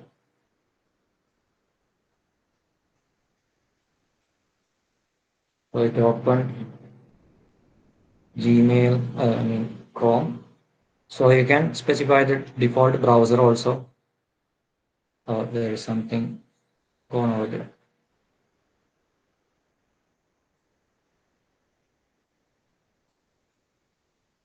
Yeah, it found clicked on there.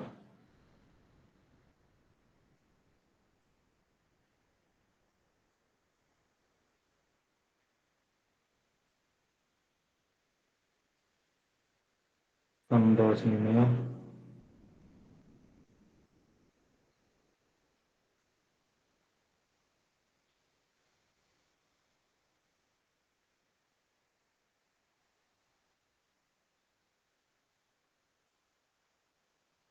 Bring it into it.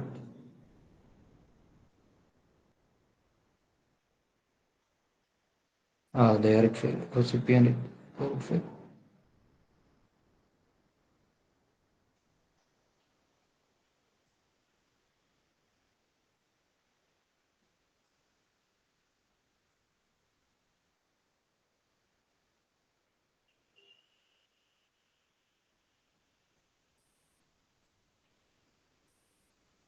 Will send it, but it will say email.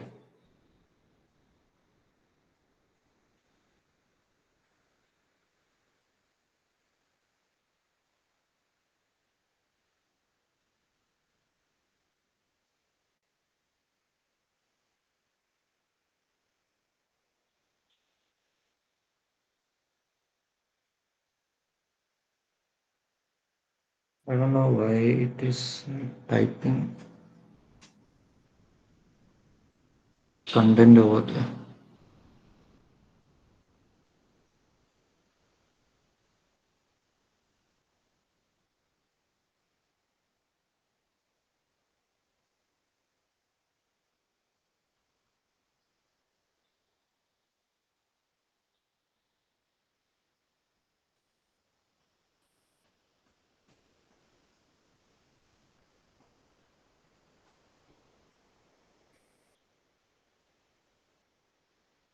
Okay, it closed it. Let me check whether it has typed or not. Kill this process. Check. Let me check.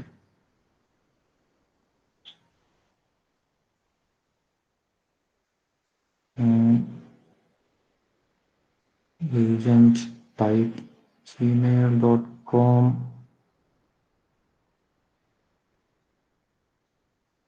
I tried to type it, but it didn't.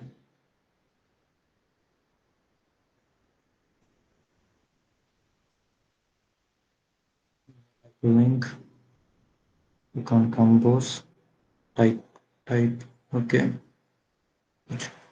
So I tried to type it, but it didn't type it. So that's one issue which came in between. Let's try it again.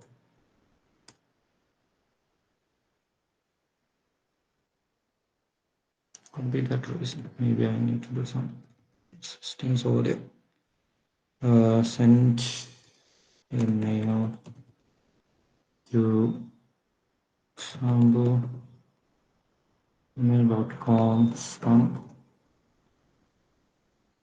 using Gmail. Gmail from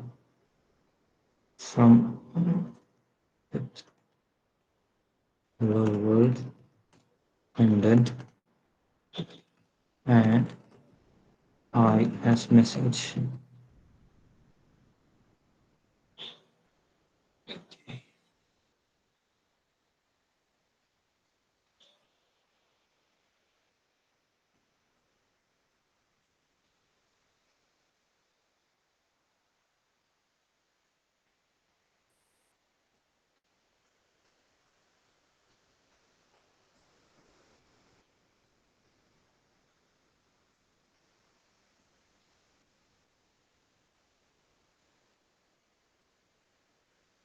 What's that?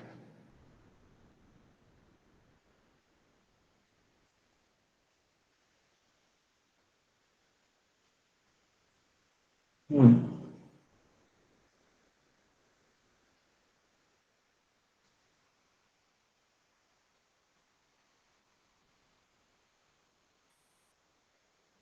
So it done the wrong thing. That's the issue with this Windows use. Like currently we are in development stage.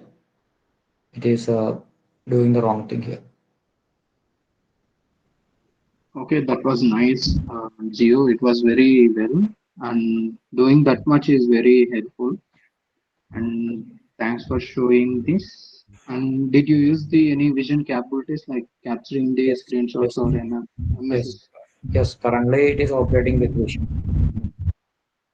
Mm, okay, maybe the vision may be unreliable due to it's compress the image and give the wrong plots.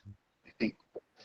Yes, that's one thing. Like that is one big issue with these existing models as well. Like these models are not their vision capability. Okay, they can detect objects in a photo, but when it comes to detecting UI elements, because they are too small, uh, they are not so good at it. So that's one thing which one big issue with these models. And also these models don't have the capability to think clearly.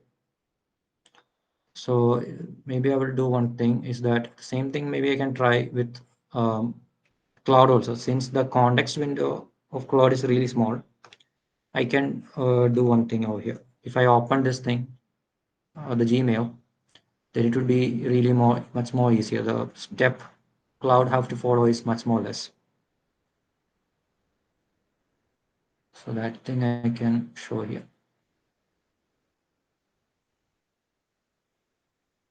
I have opened I have opened the Gmail on my left side. Now can you send a hello world message to example at gmail.com with content uh, with subject hi.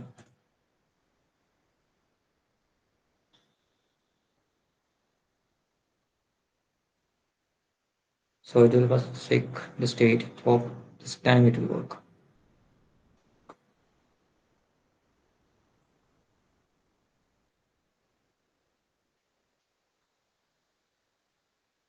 Okay, I switched the window from the cloud desktop to the Edge browser. Now it's again checking the state. Okay, context window again. Context window is limited because I'm using the free version. So I thought I can show that over here, but unfortunately I can't because of the context window limitation. I cannot do it.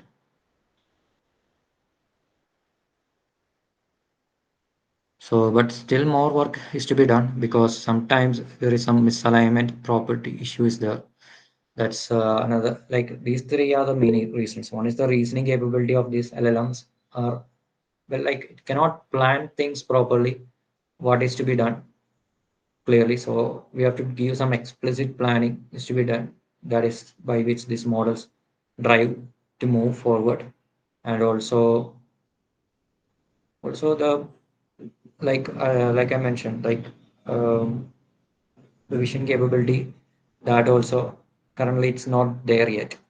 Like a model can predict the coordinates, but it's not always correct. That's another issue which I'm facing here. So, but I hope over time these models will get better, and then it can do far more better things. And also, more work is to be done in the grounding. The grounding, it's a bit more tricky. It's not so easy as you think. It's a takes time to think of, to see all these particular interactive elements that you see in the screen, figure that out, put checks, filters to sort things out and give to the LLM in the best possible manner. So that takes some time. Currently, we are in the phase of refining that also. And yeah, and that's it. And that's it from me. And thank you. So, Mr. George, I want to share some my personal experience or feedback, anything. Okay. So, first, before starting my feedback, I want to show my notes that I took during the session. Okay. So, after a long time, I started taking notes. Okay. Actually, in BTech, I lost the habit of taking notes in classrooms. Okay. Usually, use PDFs, but after a long time, your session made me feel interested to take notes. Here is it. Very good. Very Yeah. good.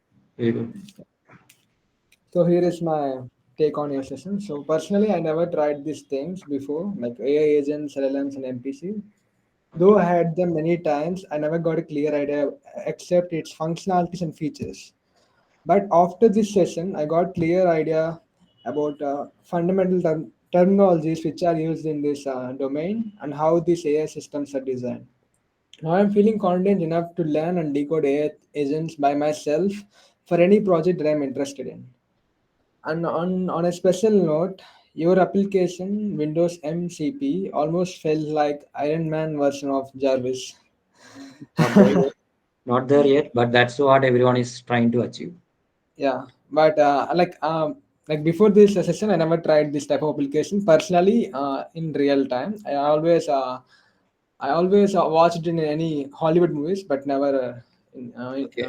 in real sessions. Okay, I would So, show you. I would show you one more thing that is I have built the same thing for Android devices as well. oh, great. That's Then called we Android will show MCP. for our purpose because it almost automates everything. Yep, the same thing. Just a video here. You can. Sorry, I've stopped the screen sharing. Yeah. Show you it also. It's just a video. So this is the MCP server. So I'm asking the MCP server to install the WhatsApp from the Play Store into this mobile.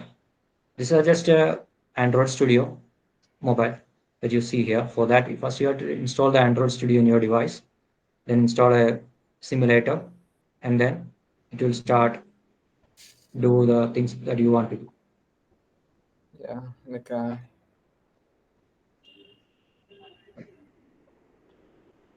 So go on over there. For phone, it's a bit more easier than compared to the Windows MCP because the UI, I mean, the screen is really small. So the number of elements in the screen is also comparatively smaller than the number of elements present in the Windows or the desktop screen actually. So it is really much more faster also. So I think I can raise the speed also. Playback speed 1.5.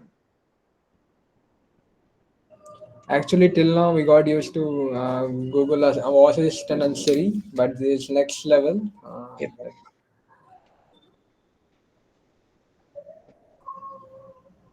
And the task is done.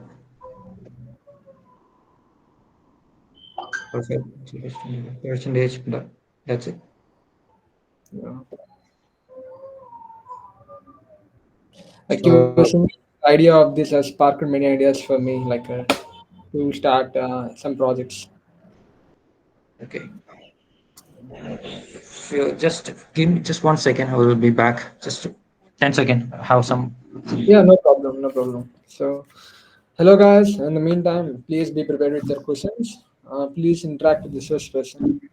If you have any doubts, if you want to say anything else. Um, And also one more thing which I forgot to share that like you we had this thing about agents which we talked really brief about it. So in that thing called agents, most of the people what do is that it's called a React agent. It means reason act. That's the thing. It's just a setup from the reinforcement learning paradigm. So I will show you what it is. There are many other architectures are there like plan and act, but the common one is the React. So the thing is, I will show you. So this is a small diagram from land graph. That's why it's this kind of diagrams are normally created from land graph, and it's called mermaid diagrams. So the thing is that you give a task to a LLM, and it goes to the agent. It's an LLM call, nothing more than that. And that LLM call will execute a tool. So here the reason or the thought or the think that happens. From there, it will think that I need to execute this particular tool. So it will give this particular tool name and this particular tool input. And based on that, that tool is being executed. And once that tool is executed, you will get an observation. And that observation is the feedback loop to the LLM or the agent inside the agent. And that is given feed taken to the LLM and next tool is executed. And this will go iterate n times and then finally give the final answer and then the agent stops. This is how basic agent works. This is how the Windows use also works actually. Or any agents if you take coding agent also same thing. So maybe I'll show you also show you one minute thing that is a LangChain React agent system prompt. That also I'll show you. So the things are exactly the same thing. There's no big difference, but exactly the same thing. Yes, this is the part. So first you give the question, LLM thinks as a thought, action, the name of the tool, action input, and here you have the parameters for that particular tool, just like a dictionary normally, and observation, the result from the tool execution, and that happens n number of times, and then a final thought to tell the final answer to the user, and the final answer. This is the how majority of the agents are created normally. This is a system prompt, but this is how the agents operate. And for that, you can use this particular create React agent library. I mean, like that function from LangChain. So that is this one, LangChain.agents import. I don't think you need. You can add agent executor, create agent, create React agent. Just load the tools. Tools are really easy to create in the agent. Also, for the agent, it's really easy. So there is an example in here. Yes, here we have an example. Here, like, so this is the tool, and this is a schema, a Pythonic model schema for that particular tool. Just develop those two things, put it in, and then you can make the and give the tool to the agent, and you are good to go. And that's it. That's it. Yeah, so once again, this is not just informative session about AI agents. It is more than that. Like we literally covered the main theme of Decode, which is discover, decode, and dominate. Like we discovered about LLMs, SLMs, LangChain, AI systems, and many more with terminologies and everything, and also decoded these things using notebooks and real-time implementation. Thanks for that, really, because we can refer to it later when we are actually implementing this. Now the rest is our job to dominate for the greater cause and good purpose. So, like this is the real feeling from myself. Uh, before this session, and I never had any experience with this AI agents. Now I'm curious enough to try it out myself. Thank you. Like, thanks for showing up. Like when Sandeep has approached to you. And also the thing is that there are plenty of things are out there. Like go to GitHub. It's my personal opinion. Like uh, when you go to GitHub, you can find new AI related works. That could be workflows or could be agents out there. Just understand that, not the AI frameworks, but understand how these things are working, especially when it comes to coding agents. Just understand how these things are working, how the tools are designed, what are the parameters inside it. Just understand those things because that's how I learned from it. Like first start building small things, then uh, watch plenty of YouTube videos, not for coding, but for raising your knowledge, like what all of the things that can come in the future.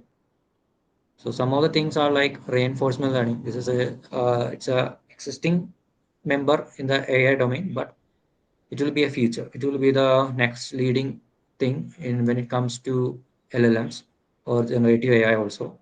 So currently we are using test time compute to raise the reasoning power of the model. But soon they everyone will use reinforcement learning RL compute to raise the reasoning power of these models. Example DeepSeek. So I urge everyone to learn reinforcement learning if you have some time because that's something really matters in the coming time. And also I shown the majority of the demos using LangChain. But if you closely look into my GitHub repositories, which I made, most of them don't have any standard AI frameworks. I literally build everything from scratch.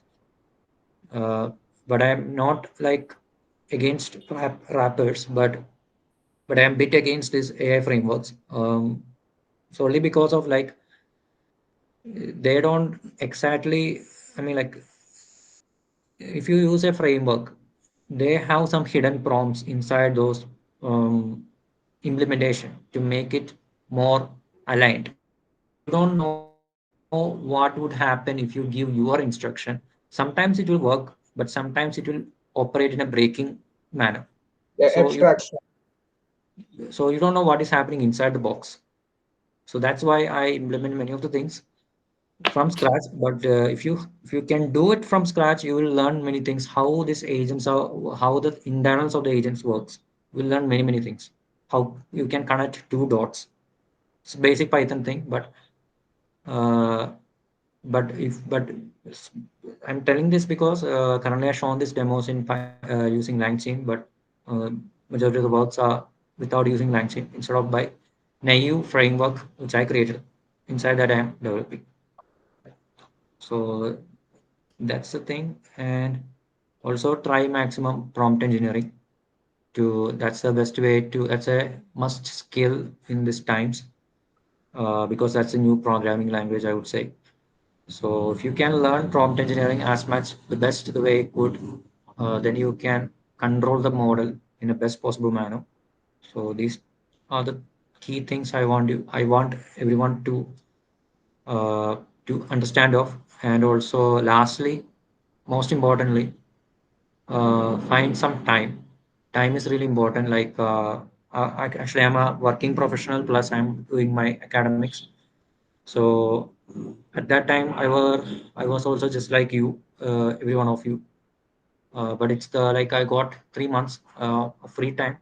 So that 3 months I utilized it to the best. That's why I learned majority of the things. So for you, it's not the same. My like time is different for you, every one of you. So, but I still urge everyone to find time to learn this because finding time is a really important thing, and also finding time to think because through thinking only you can create new steps, which is like remarkable. Some could be really innovative, game breaking things can be there. But for that, you need to first of all gain maximum knowledge. Not every knowledge you need it. Gain a baseline knowledge, learn from it, and start to use it, how to use it, and then finally find time to think and how can you build new things out of it using the things what you have. That's only the thing you need to have. There's no other things. Just think what all new things you can do it, and then you will find some new things. Find time for that. You will get answer for it, and that's how I built majority of the things. Yeah, of course, of course. Like, I can feel the wisdom that you have experienced, like from BTech till now. Thank you. Yeah. So, if anyone want to share their feelings, any if you want to ask any advice, please unmute and ask. Hey, Gio, Yes. actually, you won the global AI hackathon Yeah. and got Yes. the prize. So most of us people are participating in different hackathons like Smart New Hackathon and some hackathons. Okay. So we need some insights from you, like what the judges will see, and like in this AI era, most of the people are involving the AI. Okay. So we need your insights to win these global hackathons, that which you won. Well, the first thing is that when you do a hackathon, like for agro, first I would say in agro's perspective, the things are much more simpler in agro. So it's like you have to create the best use case for agro. That's the first thing, or the best use case of a particular. There are many sponsors there, so you have to showcase the best use case of their product. That's only the major thing. There's no hard and fast uh, rules are there. But when you go to other hackathons, there will be some requirements other. So first of all, you need. That's why I mentioned like first of all you need to understand the things out there. For example, first thing I will show you this PPT you see here. It's a PPT I didn't create it on my own. If you see a watermark over here, it's created using Gamma.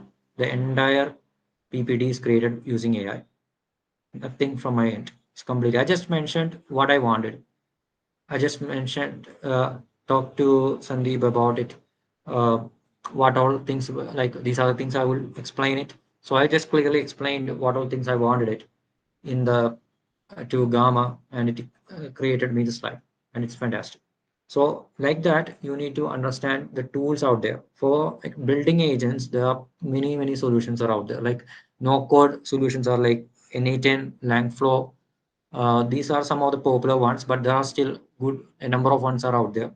But just just I don't want people to try like to go deep into every one of them. That I don't urge it, but still have a understanding about what it does and what is capable of. Like also some AI frameworks are not like everything. I mean, like for example, AutoGen is good for coding, but at the same time, Crew AI is not good for coding. Even though they support it for coding, but it's not really good. So certain for certain domains, certain AI frameworks works, and that is also applicable for the hackathon as well. So you have to pick the right framework for the correct problem statement.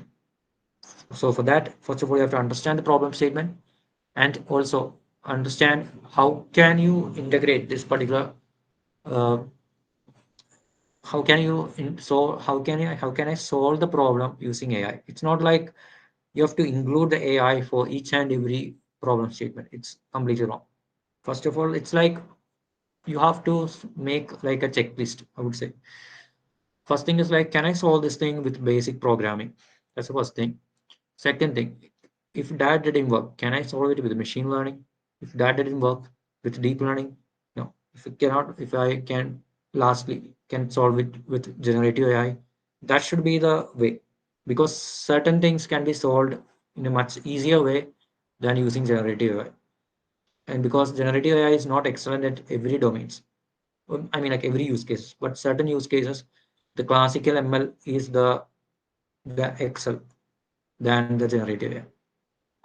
So need to understand the problem statement clearly and also understand using the tools which I have currently. How can I use it to use the solve the problem?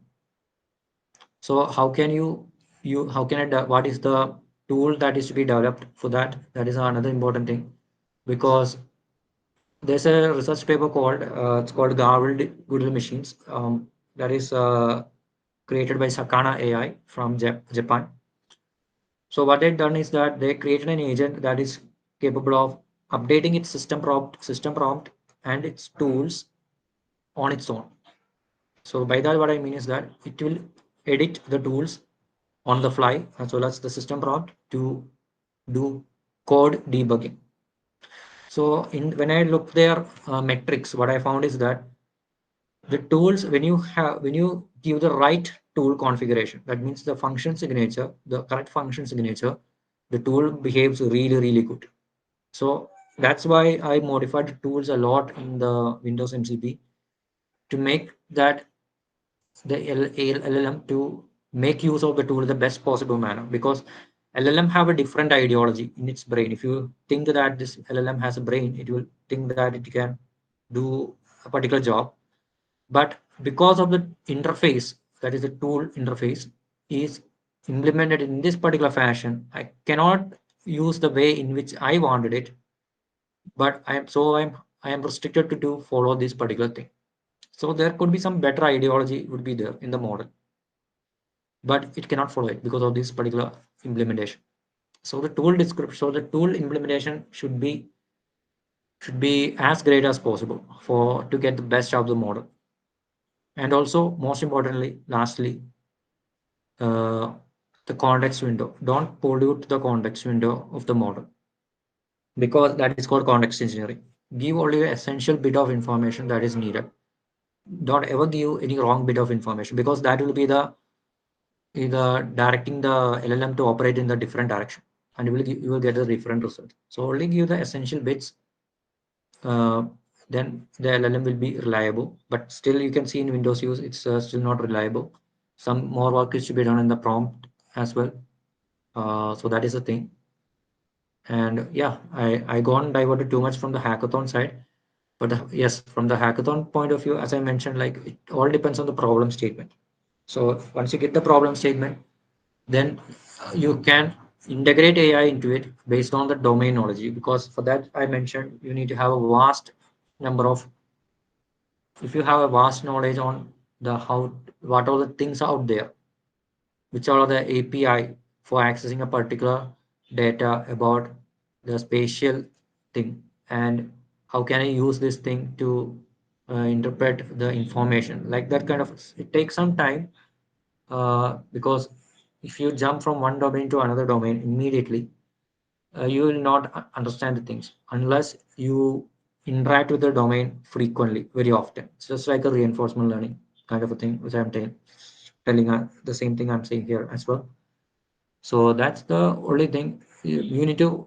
If you get a problem statement, try to understand maximum, bare minimum about the domain, and how can you use the existing things what you have to connect with the domain, and then do the things, solve the problem. So it's really important to write things in a paper and draw diagrams, how to connect the points. It really matters. So that's the thing I would like to say in this 4 different hackathons.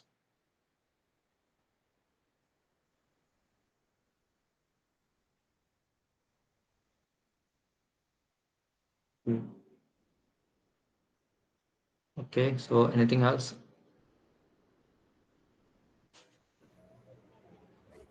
Any more doubts, guys? Yeah, also people have some basic doubts like what was happening actually. Like Meta recently said that you can use the AI tools to cheat and to select on the interview, and some know what's happening in the outside industry, or people don't know. Some are saying AI was taking over the jobs, and some are saying you need to focus on AI more. So many things like recently alone, and Jensen would say that you need to focus on maths. So Yep. there are some sort of clumsiness in our people's Yes. mind, like what I need to do next. So Well, okay. do you think I need to follow the traditional ways, like picking a language and solving DSA and Mm. get into company? What I need to do? So these type of doubts are there for most of us people. Well, the thing is that you learned about multiplication table in when you are in your preschools, right? So at that time, this multiplication table, all the how to do the addition, subtraction, these are the like tools currently. So these tools you must need to have, because without it you will struggle a lot.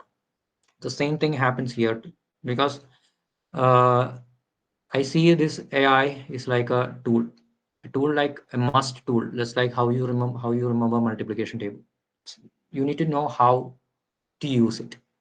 It's a thing I mean, like you cannot, some of it you can learn from YouTube videos, but most of them you can learn through practice and experience. That's the only thing you can do. But because it is, you cannot neglect it. If you neglect it, uh, you will struggle a lot. That is what I see in this when it comes to AI. And also, mm, yeah, I also have a like I have also a fear that like you see this MCB which I built. These kind of things, if they are deployed in a workforce, then it will lose job. That's the first thing, because IT sector will be completely will be, I mean, affected by this particular MCB. I mean, like this is not, it's not only me. There are many people out there who are developing these kind of things. For example, the Anthropic and OpenAI, they build a computer use, but they are not still good yet. But from ByteDance, UI Taurus, they are making models for it. So there are many people are working on it, but the whole goal is that, I would say, is that uh, like if you could automate your computer, both in the GUI layer as well as in the coding layer, then you don't need a human to sit in front of a computer. This is my opinion, as I mean, completely saying, because GUI is the window to interact with the computer. And lastly, the coding. Coding is the most difficult thing, which the hardest thing that to solve. And also, if you can automate these two things, you don't have to sit in front of a computer. And it's true what Jensen once said. It's really true, and that's also I am. If I sometimes I mean like I think of the future, how it would be like. I believe I usually see it as like every one of you will be a scientist. Some of every one of you will be a scientist because physics, physics, mathematics, chemistry, all these kind of subjects, STEM subjects. These are the subjects uh, will be the thing which people would learn most of the time. Not coding, not computer science. Computer science, I believe, maybe yes to create new algorithms and new neural network architectures. Yes, for that, but no one will be doing the coding. Even for these particular STEM domains, coding will be still done by the AI itself because it can be completely automated. You need to just tell your idea and the concept which you have, and that concept will be can be interpreted in the coding in your in the language which you like, and just you run it and you got the results. So that's the thing. I would say like most of the time people like we are slowly emerging a to a world where people don't need a computer science background to do coding, and currently you are seeing it, but it will be even more like more and more such that you are more involved and focused on a work that is to solve a meaningful problem statement than some coding problem, because coding is a barrier between the input and the output which you want. That's the only barrier standing in between, and now that barrier is broken away because of AI. So anybody can wish anything they want and they can get it instantly. So I believe that everyone would be a scientist, and also essentially everyone would be an entrepreneur also. I strongly believe in that. There can be a $1 billion AI driven company with no employees. That is also completely possible. But the current architecture and the things like you have the multi agent AI agent systems, since the LLMs are not so good currently yet, they are that's why it's not reaching to that level currently. We can build the architectures currently. It's possible really. You need to have some ideology about what all things are happening inside the company. You can develop it. If you and the problem is that this communication between the agents is not so good. It's really poor, and that's a major problem.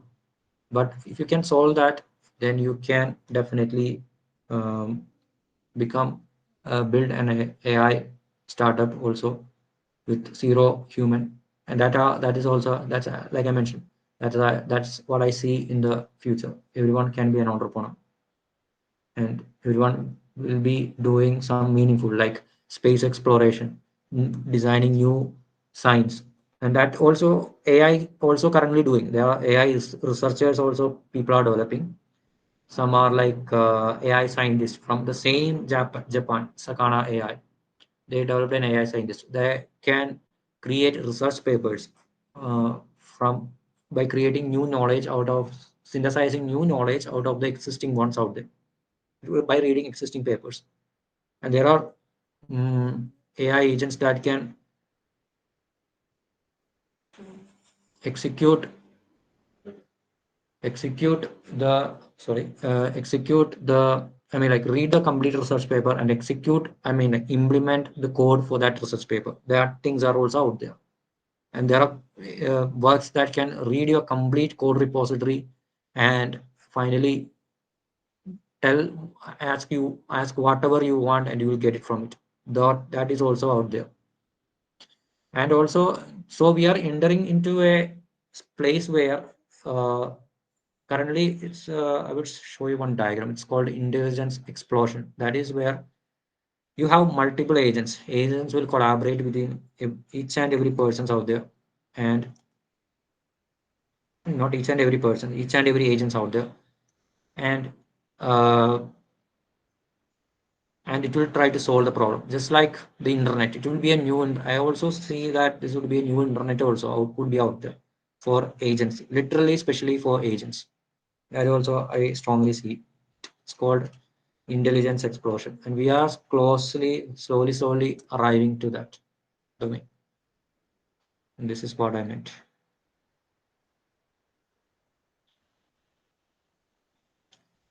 situational awareness. This is the true reasoning capability. This is the diagram which I mentioned talking about. Hope I hope the screen is visible. Yes, screen is visible. So this is the thing. So AI can automate the research. At some point, it can do it. So we are almost in here, but some point that thing will come up. That is paves the way for ASI or AGI, you name it.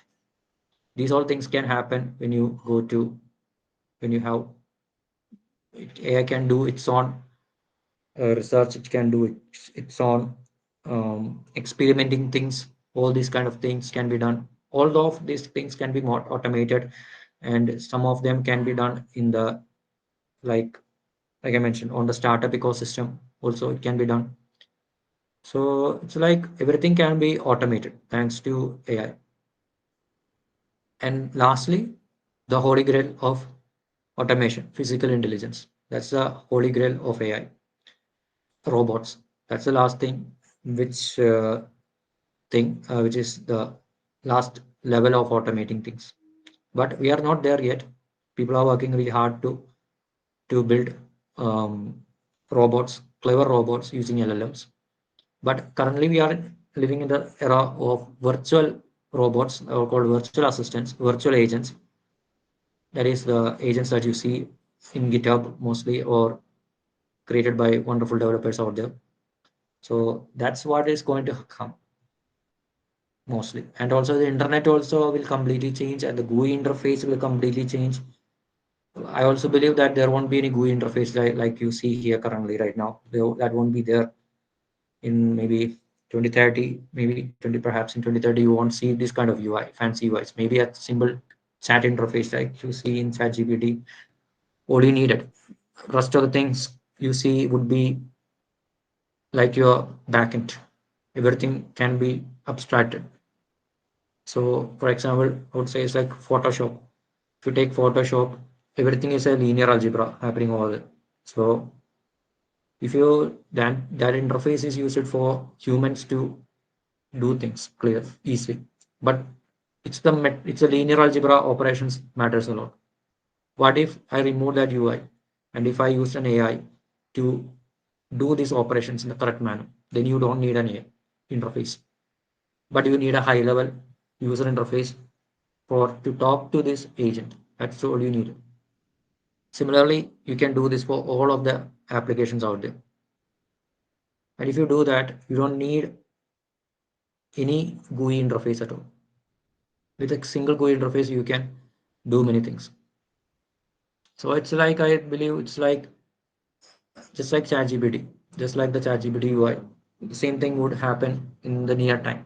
No GUI interface. Just talk to it, talk to your computer, and get things done. Everything will be done in the background. It's just like you sending an email in your backend server, and that back email process will be handed to a separate thread. It's like a celery task is handled, and you don't need to bother about it. The same thing can happen here. So there will be a next abstraction. So AI will be managing the process. That process is the workflow. So that's what I believe in the future. So if you have some idea, so lastly, the thing is that when you go to the previous era, like when you go to 90s, 80s, at that time, having an idea is really difficult, and implementing it is even more difficult. But now, idea doesn't matter. Like before AI, execution is the difficult part. But now, idea doesn't matter, execution doesn't matter, because execution is really easy. Maintaining is the hardest part. Soon, maintaining can be automated as well at some point. That is where the AGI, all this thing comes. At that time, maintaining is also really easy, because the feedback cycles will be consistent, and it will be also reliable. For that, we need proper protocols to communicating between agents, because that's a first basic thing required for it. And yeah, once that is done, you can do whatever you want. And lastly, finally, the end game, linking the AI with quantum. That's the last thing. So quantum computers can do multiple experiments in parallel.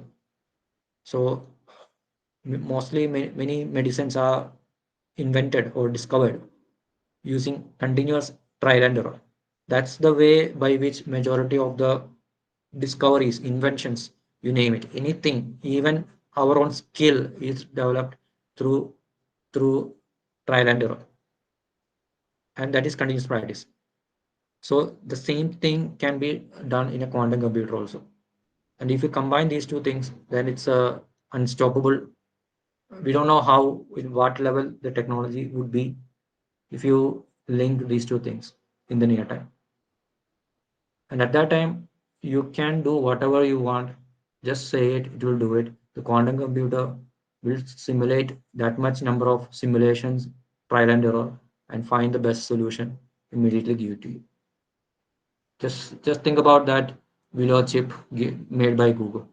How much? Only just 5 minutes, I think it took to complete a 1 septillion years of task if you do brute force. The same thing you can apply in here. So that's where we are heading. This is just about what is about to come. But in the near time, coding would be dead. But I'm saying that coding would be there, but that is the language of the digital society. I mean, like the digital for the language of the electronics, coding program is the language it need. But we found a new wrapper around it. That is the natural language. So to natural language, you can do a number of things. So that's the thing. So lastly, the STEM is the most important thing that people should learn these days. And yeah, and also the jobs like in my field, marine engineering, those things are a bit safe from AI, but soon physical AI can take over it at some point. So those kind of also most importantly learn some physical skill also, because it's not for like AI repel AI. This particular job is repellent from AI. It's not like that. You should have the domain knowledge from multiple, not from the software area, but also from the hardware area as well, because it's really needed. Uh, I believe it's really needed, but currently people are like either you are completely hardware or completely software. That's completely wrong. I believe people should need to have both skills at the same time, because it's really crucial. Because sometimes you will need the hardware instead of the software skill to solve a particular problem. So I believe that is also a really important thing, because hardware skill you are learning new things out of it. So that's it.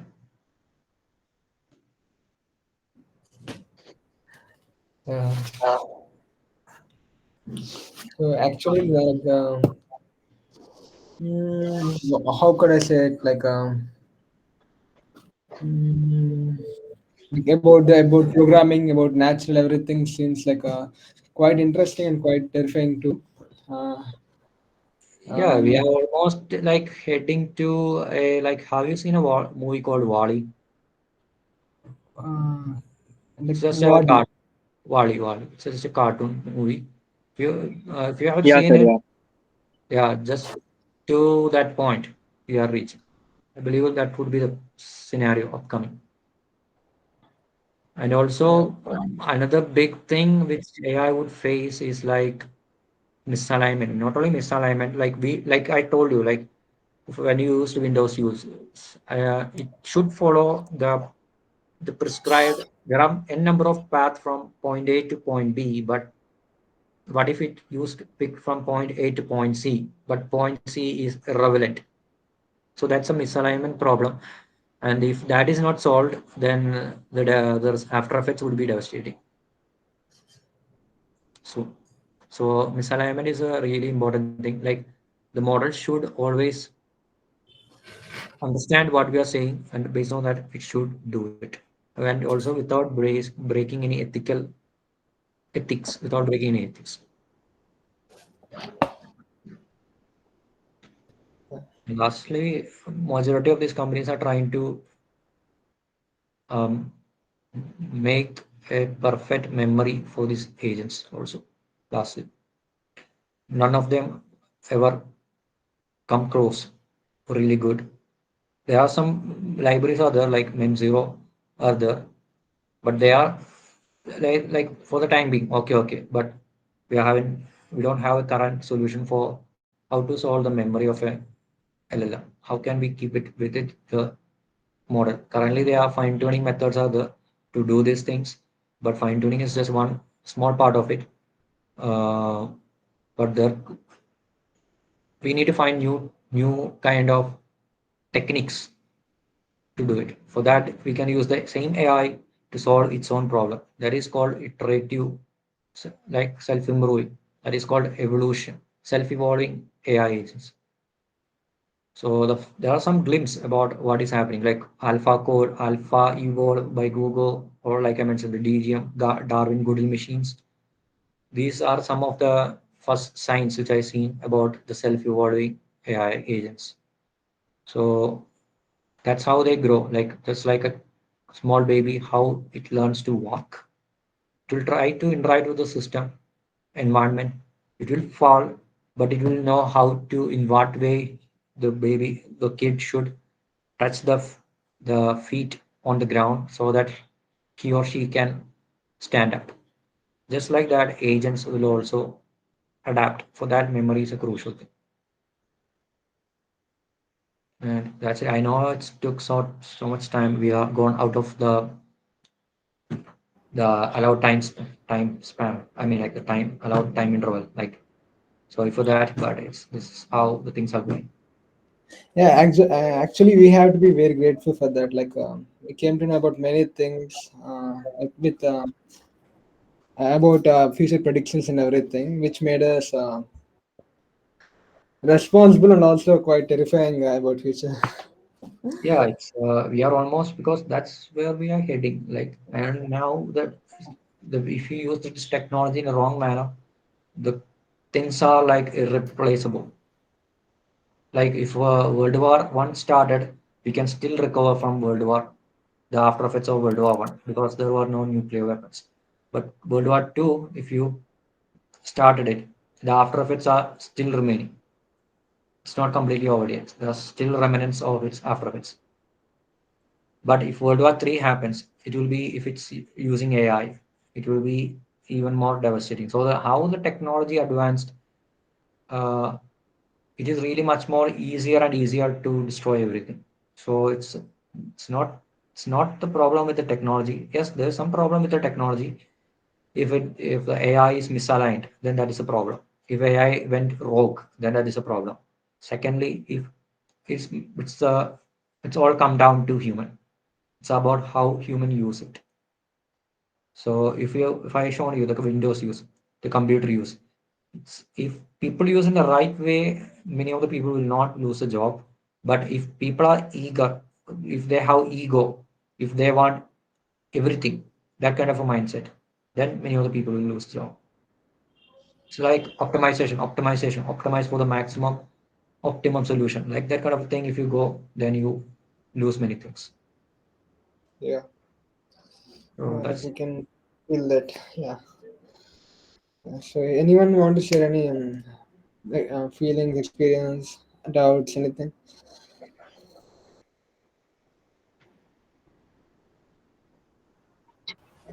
Hi, sir. So so before getting into it, so I really appreciate your teaching. So it was very nice. So I have thank you. attended multiple webinars and seminars. So they never get into really VS Code and Core live coding. So they have a little fear that if they do any mistake, so the students might think they also don't know. But you are not like that. You are doing a live coding. So it was very nice, sir. So then the next thing is, as the Rahul Anna said, so it was like your session was like watching a Avenger movie. So like we can say that AI is the next superpower. So after this session, I thought that. So it was a Yes, wonderful session, sir. And also every moment was mind blowing. So after getting to know new things and your achievements, it thank was all you. nice. Thank you. Thank you for the wonderful session. Thank you. And also one more thing is that I don't know about this AI frameworks. I mean, in the beginning, I used LangChain most of the time, but then I figured out that what is the problem with this LangChain, most of the AI frameworks. So once, like I mentioned, like we don't know what is happening inside the thing. But I'm not questioning about there's many other libraries like pandas or scikit-learn, pytorch. I'm not questioning them, but it's when it comes to AI is already is if you do correctly only it will work. But if you put some frameworks inside it, if they do something inside it, we don't know what is happening inside it, then it will be even more misaligned. That can happen. So that's why I don't use AI framework. That's why you see sometimes I get error, or because that's the major issue. But if you ask the thing which I built, I can still do it. Uh, but still, I don't hesitate because if there is error, we can solve it together. There's no need to hesitate because nobody is in this world is perfect. Everyone is learned through practice mostly. So I'm not hesitate to fail because I'm open to it because through failing you can learn many things. Yeah. Geo, and the Yes, sir. Well final Well, said. question is, Mr. George, Yes. we're truly grateful to you. You used your valuable time on us today, patiently hanging on and explaining each and every concept with such a clarity. That means a lot to us. We sincerely appreciate the effort and heart you put into this session. Honestly, we feel like we wish we had more time to listen to you. That's how impactful and valuable your talk has been for us. Thank you. Thank you so much. Geo, uh, and the final so query from my side is, Okay.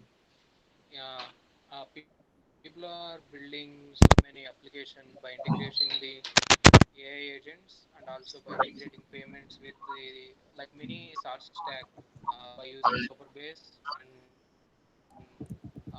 payments like Stripe and using the agents to build a startup. Okay. Yes. People are doing it. People are doing it. I was there is, but I haven't used it. I haven't used it.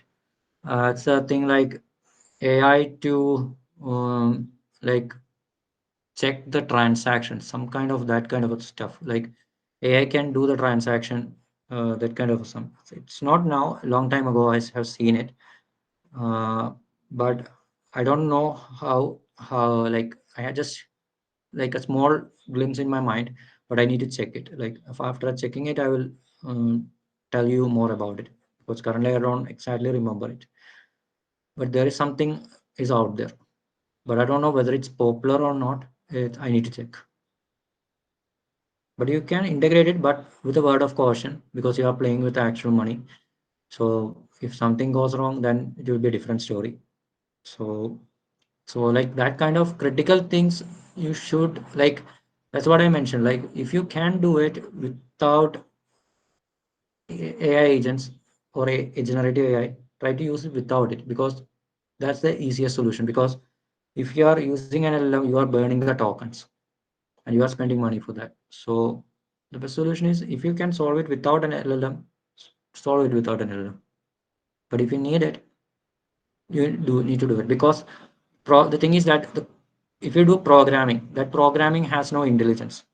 But the AI is that intelligence element that you can add to the program, to the coding. To that's the way you can automate it because otherwise the human is the operator for that particular program. So that can be replaced with AI. For those places, you can need to put AI, but other places, other than that, you can put your own things.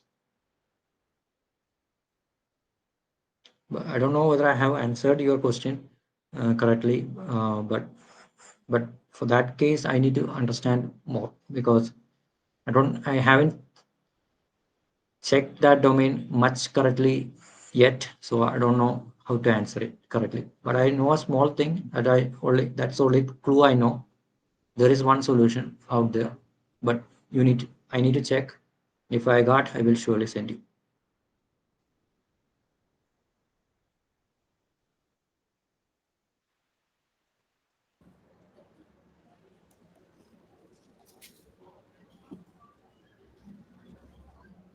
Sandeep, you're not audible. Am I audible now? Yes, I could hear you.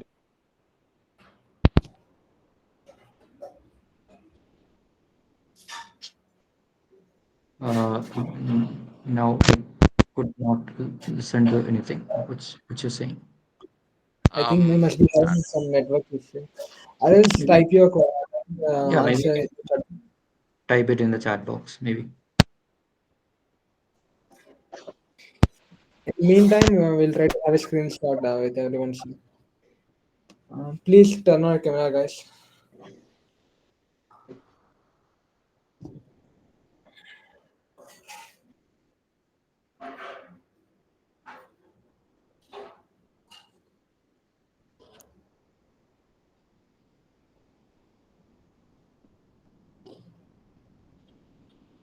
Please, Saukya, Sandeep, and Mahesh, please turn on your videos.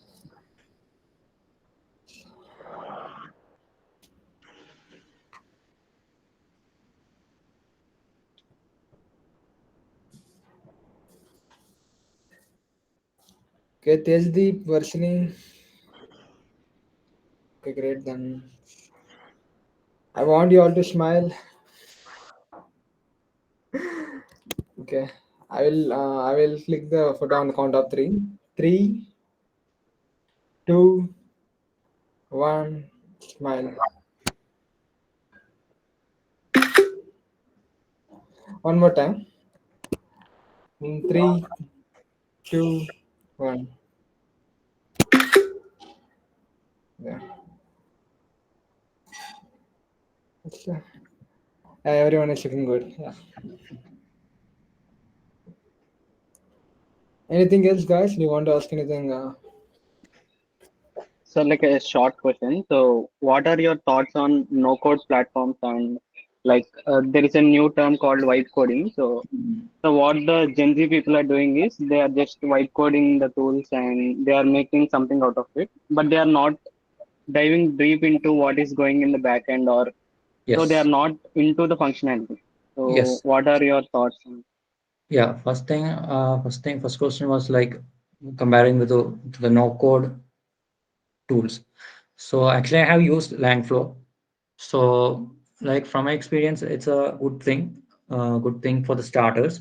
Like you don't need to know how. Like it's like when you're learning mathematics, you don't first of all you don't learn about, or if you learn about physics, it's like you learn first the how that what is that thing, what is the gravity. You not straight away jump into the mathematical equation of Newton's gravitational law.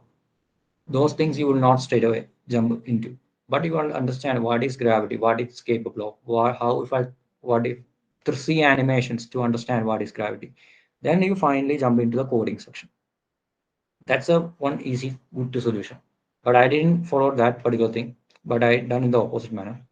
So, but yeah, it's a the complexity is really being reduced, but also the flexibility. Yeah, it's a not flexibility. You cannot build the steps which you dreamed of. There are some restrictions because you are following some building blocks that some developer has created it, and using that you are building new stuffs out of it, maybe a workflow, maybe an agent, using existing templates out there. With that you can easily create it. For starters, you can, I surely urge you to use that, get some motivation, enthusiasm and intuition, then slowly dive into the coding part. Then there you can create, then imagination is the one which drives you forward. That's the one thing. Second thing is the vibe coding. Vibe coding, yes, I do vibe coding. I'm not completely against it, but i'm uh but I'm against the part is that most of the people is doing is like simply copy the stuff, put it in the file, run it, fail it, copy the error, again you iterate, repeat it a number of times until you get the solution. But the problem is that you don't know what it's doing, like under the hood.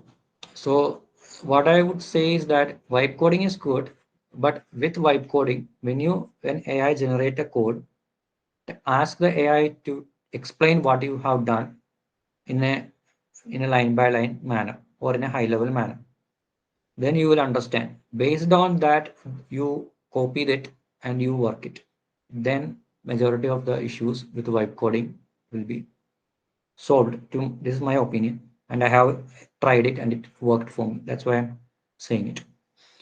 And also, it's always better to have some domain knowledge about the thing which we are doing, a basic, not too high, basic knowledge, because when the AI generates something which you don't know, if you don't know it, it will be a bit difficult for you to know how. No, it will be a bit difficult for you to understand what is happening over there. So if you know, let's say if it is a pandas, understand the basics of pandas, then you do the vibe coding. Then you will know what is happening inside it. Then there will be some new extra things that you don't know. Okay, ask the LLM to tell me what is this particular thing doing it. Then you will learn it, and then you copy it.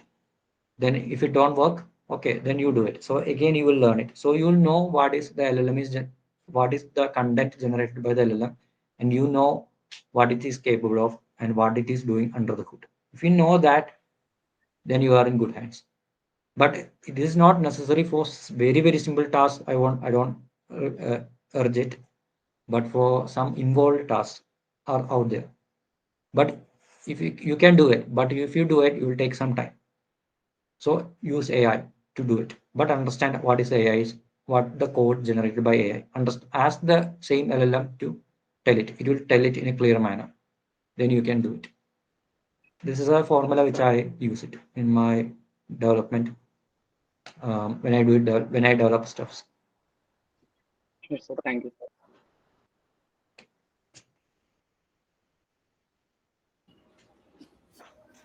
I think we're good to end this session.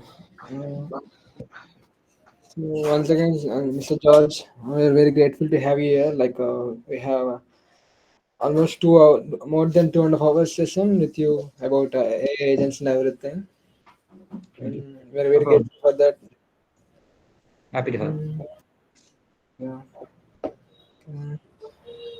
And anything else, guys? You want to say anything else? Otherwise, we can end this meet.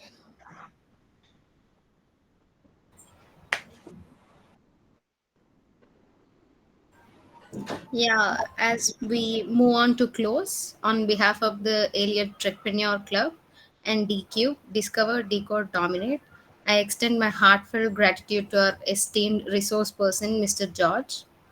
So, your journey from marine engineering to data science and the way you shared your knowledge on agentic AI has truly inspired all of us. Even through this online medium, your words carried so much clarity, depth, and encouragement. Thank you for taking time of your busy schedule to guide us and open our minds to future of AI. Truly, we are truly grateful. I also want to thank all the participants for joining us with such enthusiasm. Your energy and curiosity are what make DCube a success every single time. Remember, discover, decode, and dominate is not just an event theme, it's a mindset. Let's take today's learning forward and apply it in our own journeys. With that, we officially conclude today's session. Thank you once again, Mr. Jeomon George, and thank you for everyone for being with us. Until next time, stay curious, keep learning, and keep building. Have a wonderful evening ahead. Thank you. Lastly, I thank Sandeep for having me in here. So he talked to me through LinkedIn, which is the reason why we're having this. So I personally thank my friend Sandeep um, for everything. So thank you, and bye then. Bye, sir. Bye.